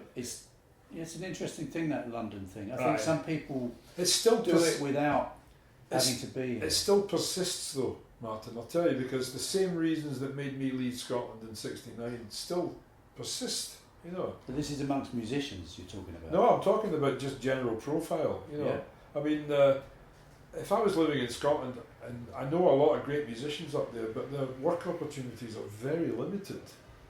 Very limited, you know. And here's the real rub. By being down here, I can get gigs in Scotland I wouldn't get if I was living there. Explain that to me. You know, we're still London-centric in this country. You know, you've got to be here to be of any importance whatsoever. You know, that's why Bobby Wellens doesn't work. He lives down in Bognor. And he comes up in the car to do the 6 and drives back. And that's a fuck of a drive as well, you know. Yeah. And wee roads, but you know, if you're not, I mean, look at Dave Newton, moved to Bristol, you know, comes up to do the Bull's Head for 50 or 60 quid and drives back again, you know. If you're not in London, you don't get called. Seems to be the way it works. I don't understand why, you know, but it's certainly true. I mean, I'd rather live elsewhere, really, you know, but this place will see me out because, you know, housing association places are gold dust. This is a great place to have. It is. I mean, despite the fact that we're still finishing up all the decorating, I mean, it's still, you know, it's my home. I've lived here for 30 years, you know. Yeah, a long time. So, okay, so we go back a little bit, we're in the mid-70s, right? Right. You just mentioned Dick Morrissey. Well, I mean, of course, Dick was my musical guru in a way, you know, because, I mean, Dick, apart from being a fantastic player, you know, I mean, I've said this before, but playing with Dick was like playing with Sonny Rollins. I mean, he was just, I think he was the first guy I ever played with who had absolute certainty of his own ability. You know, he had complete confidence, he had a time sense that was unshakable. I mean, he could swing all by himself all night long. He had a fantastic melodic imagination. His solos were beautiful melodic constructions, and I had to follow him on every song, every night, and I was just doing my little plinky kind of blues licks thing, and his solos were like carved from marble. You know, they were monumental. I mean, it was a masterclass in improvising every night from Dick Morrissey. He never said a word to me about music, ever. He was the most generous, supportive guy. When I was playing and he wasn't, he'd be at the side and stick going, yeah, come on, you know, really encouraging and, you know, G'ing you up, and the same for all the other guys, you know. It was just, I mean, I really had to raise the bar, you know, major, because just I had to follow Dick Morrissey every night, you know, so I had to really get on a fast learning curve, because, you know, when his solo finishes and mine started, it's like, woo, you know, right down the toilet, you know. Well, that's not true. I mean, I saw that band a lot of times. You're talking about later though, man. I'm talking about in the beginning, you know, the beginning. Or the beginning. I mean, so you're being I'm straight. being really honest here. I'm not, it's not false modesty at all. I mean, I just wasn't anywhere close to... But you sorry to interrupt, but so the two of you met and you had an idea of getting a band together, Yeah. This was the Average White Band. They called and they said, we're recording, we want to get Dick Morrissey to do a showcase album in New York, because they were riding high with Pick Up the Pieces, and they had plans for their own record label, their own production company, agency, Oh, I blah see. blah blah. And they And loved said, Dick, right? and they were worried that the guitar players in their band were going to play with Dick. The guitar players might not be able to make Dick's stuff, so they knew I was, languishing. I hadn't worked for a year. I hadn't signed on. I was surviving by selling my record collection. You believe that? For naivety. I was selling a great record collection that I had and brought down from Scotland, 10 shillings a copy, and surviving, hand to mouth, crashing on the floor of a friend's flat in Wimbledon. So this was after those This bands, was after Brian the rock Auger. band. Aye, after You the weren't rock band. doing anything. No, I thought I'd have to go back to journalism actually, I was all set to do that and move back to Scotland as well. When I got the phone call from Malcolm Duncan saying, "Do you want to come over and do an album with Dick Morrissey?" I said, "Yeah." He said, "Well, here's his number," and turned around, he was living around the corner. We met in a pub in Tooting, and Dick said to me, "I'm through with rock bands and pop bands." He said, I've had a belly full of it, I can't take it anymore, I just want to play. And we talked, and he said, "Have you heard any of those records with the Crusaders?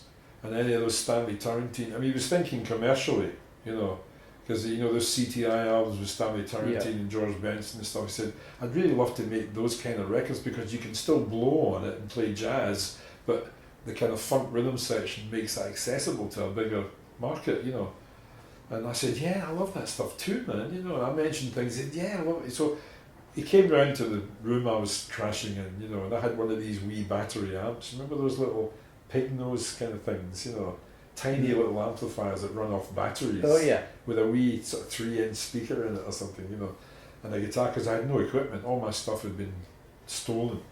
I had a guitar, and that was it, and a suitcase. Been stolen. Yeah, all ripped off. Fuck knows. I mean, no, who knows how that works, Anyway, I had a guitar and a suitcase. That was it. That was my life then, And Dick came round with his sax, and he had a few tunes, and I had a few tunes, little things I had, scribbled out, nothing significant. And we tried some things, and it felt really good, We said, "Why don't we play this melody together?" And we found it really easy to play lines together, heads and things. There was a feeling about the way that we kind of interpret a line, where he would breathe, I would breathe, kind of thing. You know what I'm talking about? We found it easy to play together, unison, and it kind of went from there. And so we were really worried though when we went out to the States to do it. This was like, this would have been May or June '75.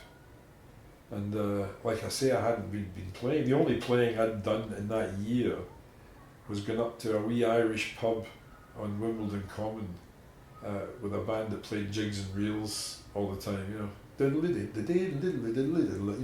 and I would join in and play those things because I knew some of those tunes and I could have learnt the ones that I didn't, and it sort of kept my chops in, I was very glad of that, So were you practicing then? What were you practicing? Well, I mean, I was never a practicer. No? Never a practicer. No, I mean, I always practiced on the bandstand. I know it sounds terrible, that's probably why I have no technique.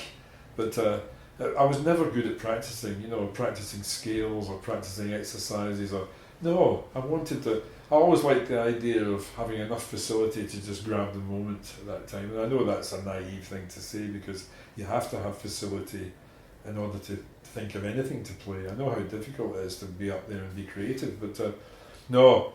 If I hadn't been for that wee Irish band, I wouldn't have played for a year, But it was playing, and I mean that kind of jigs and reels stuff. It's strict time music. It's like bebop. You can't fake it. You really have to articulate it properly, and it really kept me in shape, So by the time Dick and I got together, we were kind of ready. And I'm still listening to a lot of music, But we got together and we found that we had some things in common, but we were very worried and out there because they had booked a rhythm section at Atlantic Studios for us. I had Steve Gadd on drums, Chuck Rainey on bass, and I forget who, Richard T on piano, I mean, three of my favourite musicians, So we were like, Bruce Forsyth has just entered the room, We were so nervous about the idea of playing with these heroes with our little tunes and stuff that what happened was the Average White Band had just finished recording an album, I think the follow-up to the Pick Up the Pieces album. And Malcolm Duncan, they were all living out in fucking big houses in Connecticut and stuff like that. Malcolm said, "Come on over. We'll set up a wee studio in the basement of my house. We'll have a jam, you know."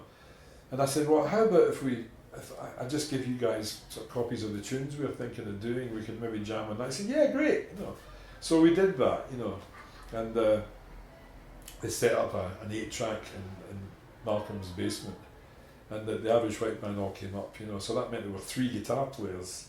Hamish Stewart, who does the little single string scratch lines, you know, the thing and pick up. Yeah. That's the hook of that thing, actually, you know. And Onnie's the rhythm guy. Take it, you know. So Hamish played the single string, and Onnie did the chords, and I was in the front line with Dick. And the 2 other sax players were doing like backup horn riffs and stuff, and then we had Alan on bass and Steve Ferroni by this time. Robbie was dead by this time, you know. Robbie McIntosh had died tragically. What? A drug thing in LA. Oh. I went to his funeral in Dundee. It was very sad. Anyway, this guy Steve Ferroni from Brighton had joined the band. He was a great, you know, really great groove player as well. And we did. He's an English guy. Yeah, a black Englishman, you know, from Brighton. And we did this recording at Molly's, and I was listening to it that night, and you know, I mean, it was because they had such a great kind of band ethos. They gave us something, you know, by just playing with this organised band. They played so well together. You know, Hamish doing these little scratch lines and Onnie on the chords and all that, you know. And we just thought, oh man, I wish you guys were doing the record, you know, because as much as we love these guys, you know, we'd be shitting our pants all the time, you know. So we actually cancelled Steve Gadd, Chuck Rainey and Richard T. I got to play with Richard T later when I was living in New York, but we cancelled them and we did it with the Average White Band, which meant, you know, and I was listening to the tapes all that night, all through the night, just listening to what they were doing, thinking, oh, this is great, and then kind of timing it and editing it in terms of how many choruses there should be, you know, so we don't end up with 10-minute tracks and all that, you know. So that's still available? Yeah, well, I mean, on the 90p rack, if you're lucky. What's it was called Up. And was it under Dick's name? Or? No, it was actually called Jim Mullen, Dick Morrissey before we got it the right way around, you know. It's our first album, and it was produced by Herbie Mann, who was still a producer at Atlantic as well as an artist at that time. In fact, Dick and I both played in Herbie Mann's band for about 6 months when I was living in New York. That was quite an eye-opener as well, you know. I mean, we'd fly out to the Midwest. I mean, Herbie, he might be one of the worst flute players in the history of the instrument, but he had the highest profile as a jazz flute player. In fact, his first album was a great merchandiser, Herbie Mann. His first album was called The Jazz Flute of Herbie Mann. And I mean, it was horrible little penny whistle noise he got out of it, absolutely shocking. But he knew how to merchandise. You know, he would be covering pop tunes. He had a big hit with Donovan's. You remember Mellow Yellow? I do, yeah. You know, you know, that kind of thing. He did. He was the first guy to have. He covered the Superman theme. You know. No, that's not, what's the Superman? The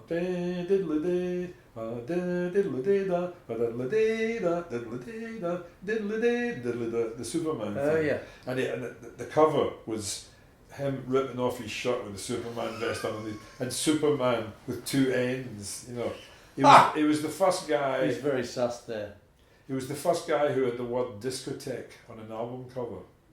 Discotheque, which is the French word for a dance club, you know. Okay.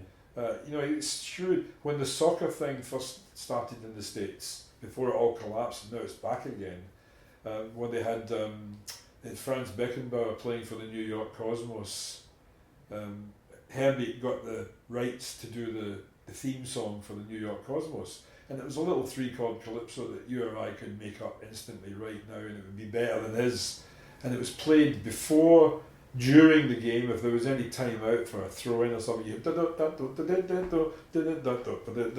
like that, you know. So it would be played 50 or 60 times during a game. Ding, ding, ding, you know, the cash register's going, you know. I mean, so he wasn't a jazz musician. He was living in Fifth Avenue, for Christ's sake, you know. But the reason he became flute player because he was a terrible saxophone player. I heard him play the saxophone. He was the world's worst. I didn't know he played saxophone. Well, he didn't actually, but he started out trying, and he was terrible, really terrible. But he realised that, the flute had a certain exotica about it. This is before there were any guys that called themselves jazz flute players. He's on Charlie Parker records, tootling about hopelessly in the background. He's on a Charlie Parker record, he's on Sarah Vaughan albums, tootling hopelessly in the background. Yeah, I don't know what Charlie Parker's record is. There's at least one track that he's on with Parker. Some of those big, more orchestrated ones, you mean? No, it's not an orchestra. It's it might not even be under Parker's name. It might be under Sarah Vaughan's name or something. But Is he still around? No, he died a few years ago. Actually, but he was just. I remember that when I was playing with Herbie, great flute players like Hubert Laws were losing their deals because they weren't selling enough records and stuff like that. Hubert Laws is a fantastic flute player, one of the best. And here's Herbie going great guns, flying all over. We'd fly out to the Midwest and we'd fill a 6,000 seater auditorium. And all the equipment, hired equipment would be on the stage all set up. You told them what to set the controls at, they'd all be marked and everything. You weren't allowed to touch anything. It was all done, it's all heavy unionised, all that shit, We'd fly in, we'd travel tourist, he'd travel first class, he'd stay at the Hilton, we'd stay at the Holiday Inn and all that shit. There was a demarcation line that you could... Who was in the band? Some great guys. Jeff Berlin was on bass, Tom Coppola on piano, was a very good piano player. Some great percussion, Steve Jordan on drums, some great percussionists. There was a guy called Sammy Figueroa who was one of the best conga players in New York. He's now a producer. I ran into him in Cuba a few years ago. And a timbales player called Rafael Cruz, who's great also. And then there was another percussionist, a guy called Armin Halburian, who's Armenian I think, who played all the bird calls and all the little miscellaneous things. It was like the fucking jungle. It was a great band. It was a jungle when these guys got going, man, I tell you. And I used to hang out with Rafael and Sammy, the conga player and the timbales player, and I would ask them, how do you relate what you do to different time signatures? And they explain it to me, how they would play over 5 or how they would play over 7. It was like a jigsaw puzzle. It was fantastic how they broke everything down to come and say, okay, so you look at where the foot goes and all of this, and then you do, you flam against this and you do this and you get, the way that what do they call it? The thing that goes over the bossa nova,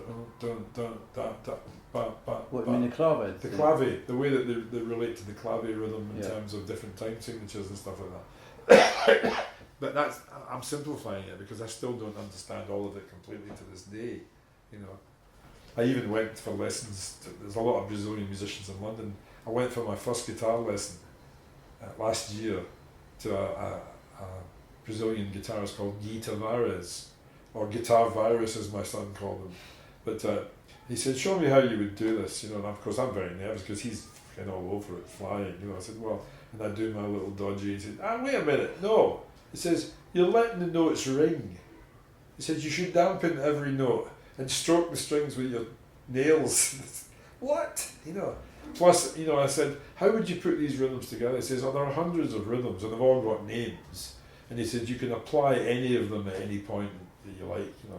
So I'm realising there's a cultural divide that may be impossible for me to cross here. You just went the once then? I just went the once, yeah. I did learn something though, that all the clave things, it's a 2-bar phrase. So whatever you're doing, it's a kind of,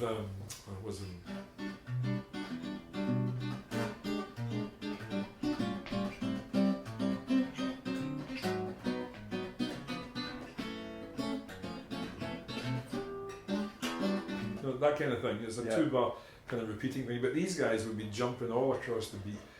The bass notes tend to stay in pretty much the same place, although sometimes they anticipate a little bit too, Okay.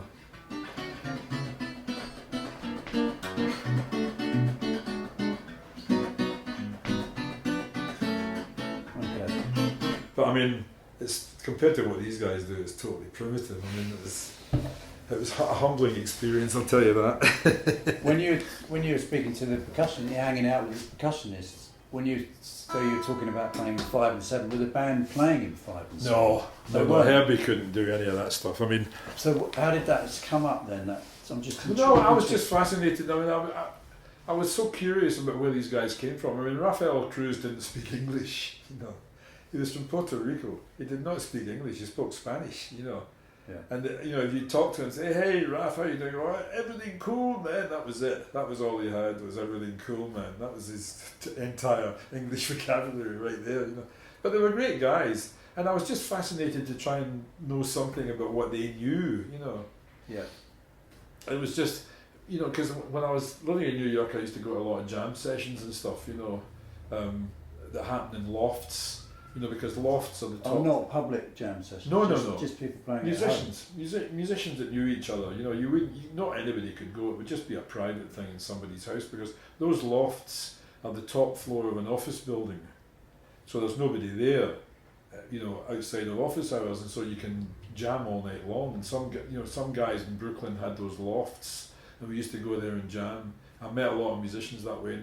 There'd be a lot of playing and stuff, but there'd be a lot of talking too.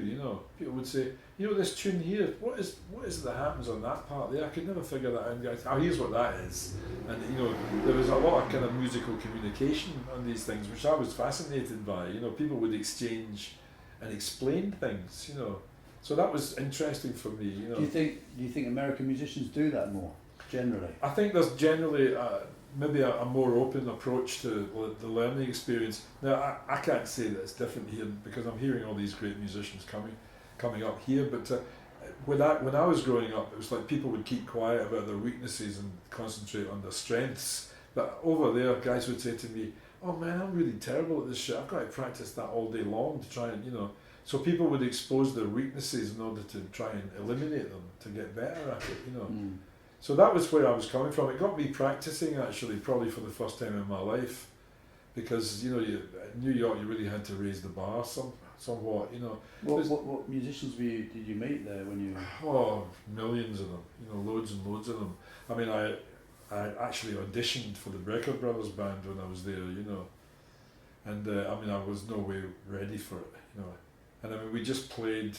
They had just come back from a gig upstate New York. They were absolutely shattered. They'd been driving all night and all that stuff. And we were in a rehearsal room in the Bowery, on the Lower East Side, and they were all dirty and haggard and everything, And we just jammed for an hour, and it was fantastic, Just kind of time, no changes type of thing, They were all playing away. It was great. They were really. We found swing. Yeah. And they were really accommodating. You felt comfortable playing with these guys. But then Randy opens the briefcase and all the black pages come out, and that's no can do.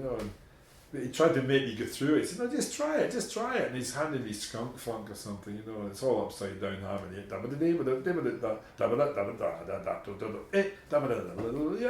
looking at this fucking thing, and I'm kind of glazing over. Yeah. So I just said, "I'm sorry, man, I can't sight read this." But this time in my life, I was not prepared to be further humiliated. I just told them, I can't read it, And of course, I didn't get the gig. But they were very nice people. In fact, they came and sat in. Dick and I got this gig in a club called Mikkel's, which was the sort of 606 club of New York at that time, in 97th Street in Columbus, just almost on the edge of Harlem. And it was where we saw loads of guys. I saw Dave Sanborn there, I saw the Jazz Messengers, there was a lot of kind of younger guys playing there, fusion-y people, And Dick and I got a gig in there that lasted for several weeks, because everybody that was supposed to be coming in kept cancelling. And everybody came and sat in. It was a real sitters-in place. The Brecker Brothers came down every night and sat in for a week. And that was amazing, because they didn't know any of our tunes, but Randy would be ear-rolling the tunes and playing in unison with Dick. He didn't know any of the tunes. And then Michael would come out of the kitchen and take a solo and then walk back in. It was ridiculous. I met so many guys. Who was the great piano player that worked with the Breckers? Don Grolnick. Don Grolnick came and sat in. And we were playing an Earth, Wind and Fire tune, and Don Grolnick after it said to me, actually, you're not playing the correct changes in that one. And they showed me, and I thought, oh, right, thanks, Don, But it was not kind of done in the kind of, and, the very first night we played in this club, two of my favourite guitarists were standing right in front of me like this, smoking pipes, Eric Gale and Cornel Dupree. And I had seen them play in their band Stuff the week before. It was fucking fantastic with Gad and Richard T and Gordon Edwards, and it was just like, it's glorious music, fantastic, Anyway. So how come, was there no problem about you living there then? No, the Average White Band had sorted us out with a temporary visa called an H1, which can be extended, and I think it was extended twice for us, so we had essentially an 18-month visa. So that's how long you were there? That's how long I was there, yeah. I could probably have got another one, but I came back. The final thing was we were going to Montreux Festival in Switzerland with Herbie as part of Herbie's band. And Herbie was going as the representative of Atlantic Records because he was a vice president. And Herbie unfortunately tore the arse out of it. He took the whole top floor of this Eden Rock Hotel, which was the top hotel in Montreux, and he had expensive hookahs in every room, like movie stars, all on Atlantic Records. I think he got found out because he got fired after that, But anyway, it was, we had decided to go back to London. I mean, I hadn't been home, and my wife-to-be, that my then girlfriend was, I hadn't seen her for ages. She'd been out a couple of times for like a weekend to see me in New York, and we were thinking of getting married, and I went to see her, and then I got a phone call from New York from our lawyer saying, you guys better get back here because Atlantic Records are going to drop you. So we still had the return, so we went back there and we tried to see, this was... They're going to drop which band? Morrissey Mullen. Okay. And well, we were just trying to sort of hang on to the connection basically, went over there, but this was the very moment that Atlantic Records was changing from being a soul, jazz and rhythm and blues company to being a rock company, and it was all corporate lawyers, i.e. mafiosa, were taking over the business. No threats were being made, it was just that this is what's going to happen. Ahmet Ertegun stayed on as president, although as a token gesture, had no power of any kind. Okay. And they moved in their guy, it was this guy called Jerry Greenberg, who took over, and he was on, suddenly it was the Rolling Stones and the Who instead of Ray Charles and all the jazz guys, Aretha Franklin. That was ancient history now. It was the rock, it was the bottom line that was the important thing, and that was because, it was taking over. And so that was 77? 76. 76, yeah.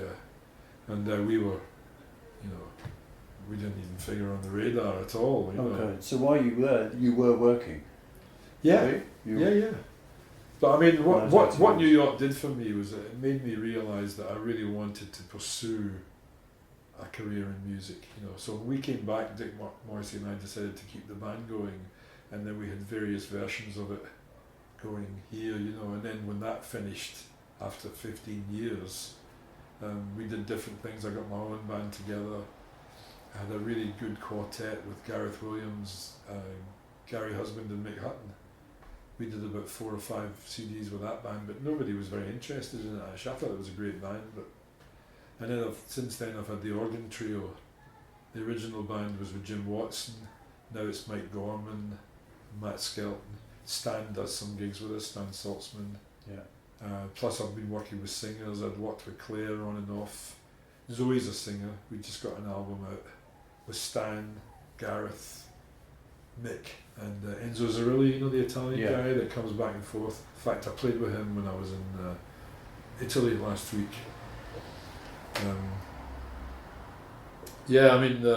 Just connections. I mean, I do a lot of things with Enzo. There's a band called Life Stories that I work with that's all Italian except for me, with this Julian Mazzariello guy I was telling you about. Okay. A great bass guitarist called Dario Dieda, it's a sort of Italian Jacko, and Enzo and myself, and it was put together by an Italian producer that lives in London called Matteo Saggesi. And we did it in this wee town outside Salerno, eating in this great trattoria every night, and recording in this wee studio, and it was just a load of fun, great fun. But, it's, right now, I mean, the way it seems to work in this country in terms of, being on the festival circuit, is they want a different project every year. Yeah. I've got to a stage in my life where I'm not interested in that anymore. I hear these people come and say, well, we'd be very interested in hiring you depending on what your next project will be. And I say, well, my next project will be what my project is right now, which is my trio. And sometimes with a guest, like Stan, Henry Lowther's done it a few times, And I'm just not interested in jumping through hoops for anybody anymore, I mean, if they don't like my band, don't call me, They don't like what I do. But it's not a recognition of a band maturing, No, the more we play absolutely. with people, And they're my favourite bands, the bands that played together a long time. Well, yeah, that's how it gets that way. I mean, if they don't trust my judgment, I mean, for instance, rest his soul, Jack Mazurek, who died this year. I mean, I had so many hassles with Jack. I mean, he did a review of one of my albums that Stan was on, and Stan was subliminal. It was fantastic. I mean, without trying, he fucking stole every track he was on and all that. You know what he's like. He's not the kind of guy that would try and steal your thunder, but he just plays so great. Yeah. And the more you listen to him, the more depth you hear in everything he does, Anyway, he likes playing with my band, I was really delighted, and we've done a couple of albums with him actually, and this particular one, an album with my tunes on it, it's called Make Believe, and Jack Mazurek did this review, and it really drove me mad, and I'm at a stage now where I won't take that shit lying down anymore, There was a time when I would just let it go, but he said, this is a great album, but you should never have had Stan Saltzman in the band. And he went on to do this diatribe against Stan. He says he has no sound, his ideas drift and make no sense and just stop. Oh. Hi. How you doing? Are you ready?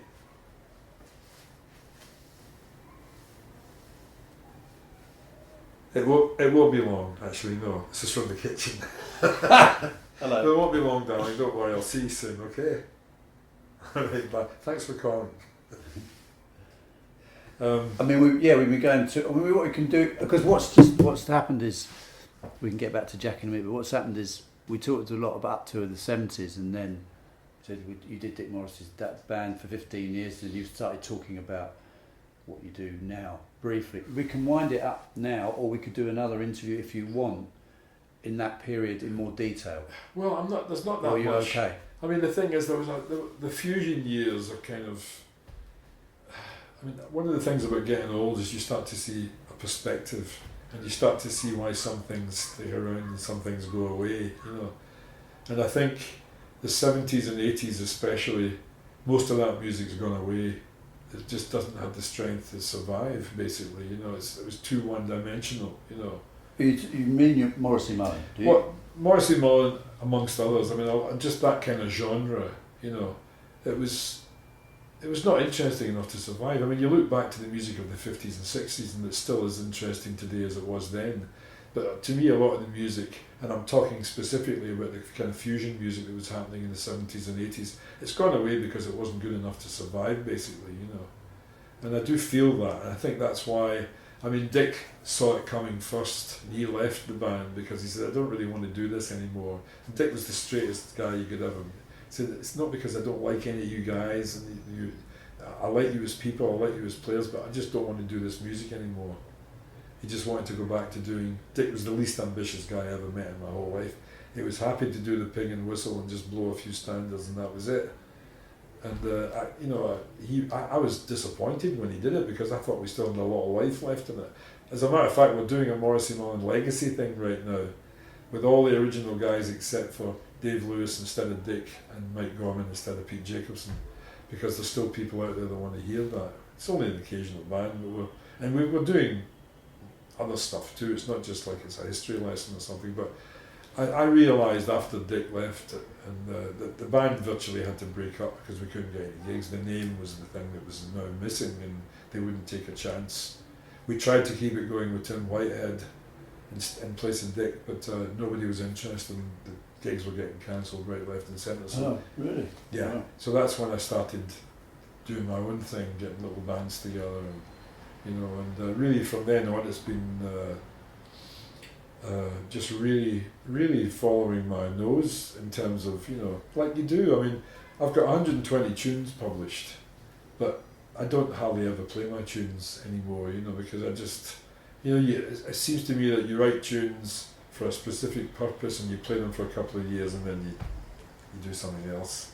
Mm. So now I'm finding great standards and other tunes that I like to play, and I do that now, Yeah.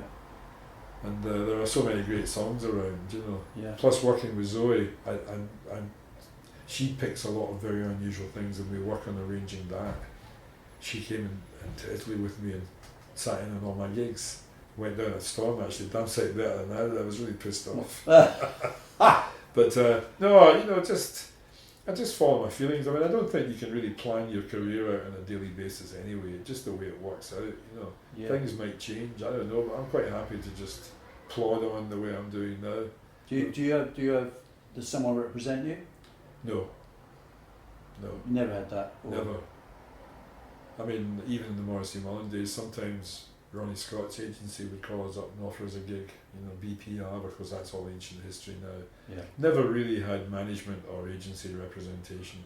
Do you wait for promoters to call you, or do you call people? Well, Matt Skelton, who's the drummer in the band, he's a very good, very business-like guy who does call people and email them and stuff, and he does get us gigs. We've got quite a few gigs in January and February, and that's down to him. Some people call me for gigs, yeah.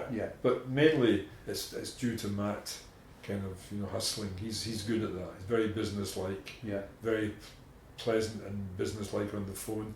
It's also, you get somebody else doing it for you. You can ask for proper money. If I do it, they say, well, we'd love to have you. We can only pay you this amount. It's not a good bargaining position to call up and say, well, you give me a gig. Yes, but it's only this much. Well, that's not enough. Now that the Jazz Services funding is cancelled for the next 3 years, I think there's not going to be any touring. Any gigs you do are going to have to be there and back. I don't know what's going to happen with that. Well, nobody knows. But I mean, Nigel Price, the guitarist, has just finished a 2-month tour that he put together himself. But that means you can't tour again for ages because you've been covered. Even if you do a 2-week tour, they won't have you back for at least a couple of years. That's because, right.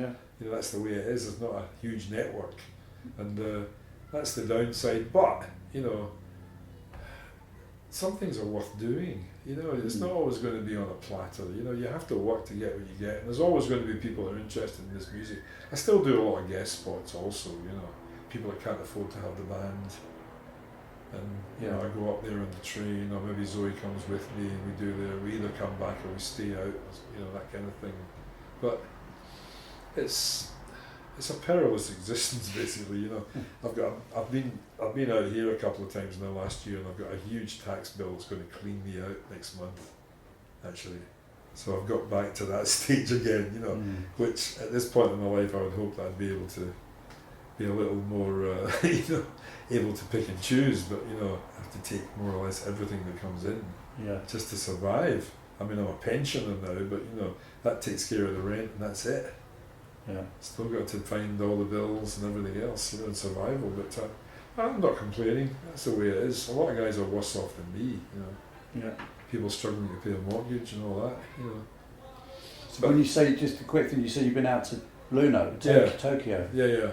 What as a soloist? No. There's nothing under my name. I was out twice in the last year, October and November. Once with Amy Stewart's band, which I play in occasionally, and once with Incognito, this English band. It wasn't actually Incognito. It was a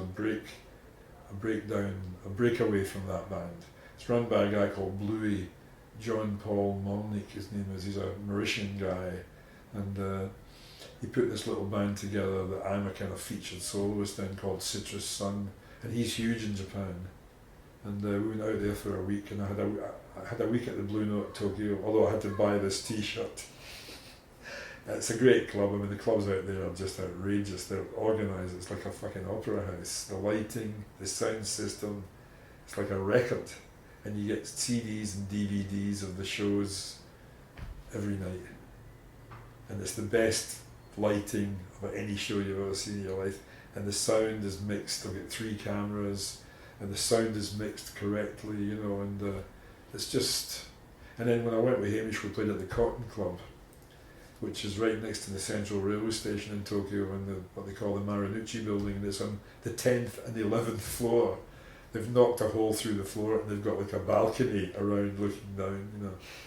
Sort of square club, great, and all the tables have got musicians' names on them: Herbie Hancock, Bud Powell, Thelonious Monk, Charlie Parker, and you know, they tell you, are you at the Charlie Parker table? And people come out. You do 2 shows a night, 5:30 and 8:30. 5:30. People come straight from their work, and they pay a lot of money. You get a meal. They pay something like 6,000 yen, which would be, what's that? 30 or 40 quid a head, and that would be for a meal and you know, an hour and a half show, and then they go out, and then the next lot will be in for the 8:30 show, and you're done by 11 o'clock. So you can go hang out in all the other clubs if you're so inclined. It's nice great. gig.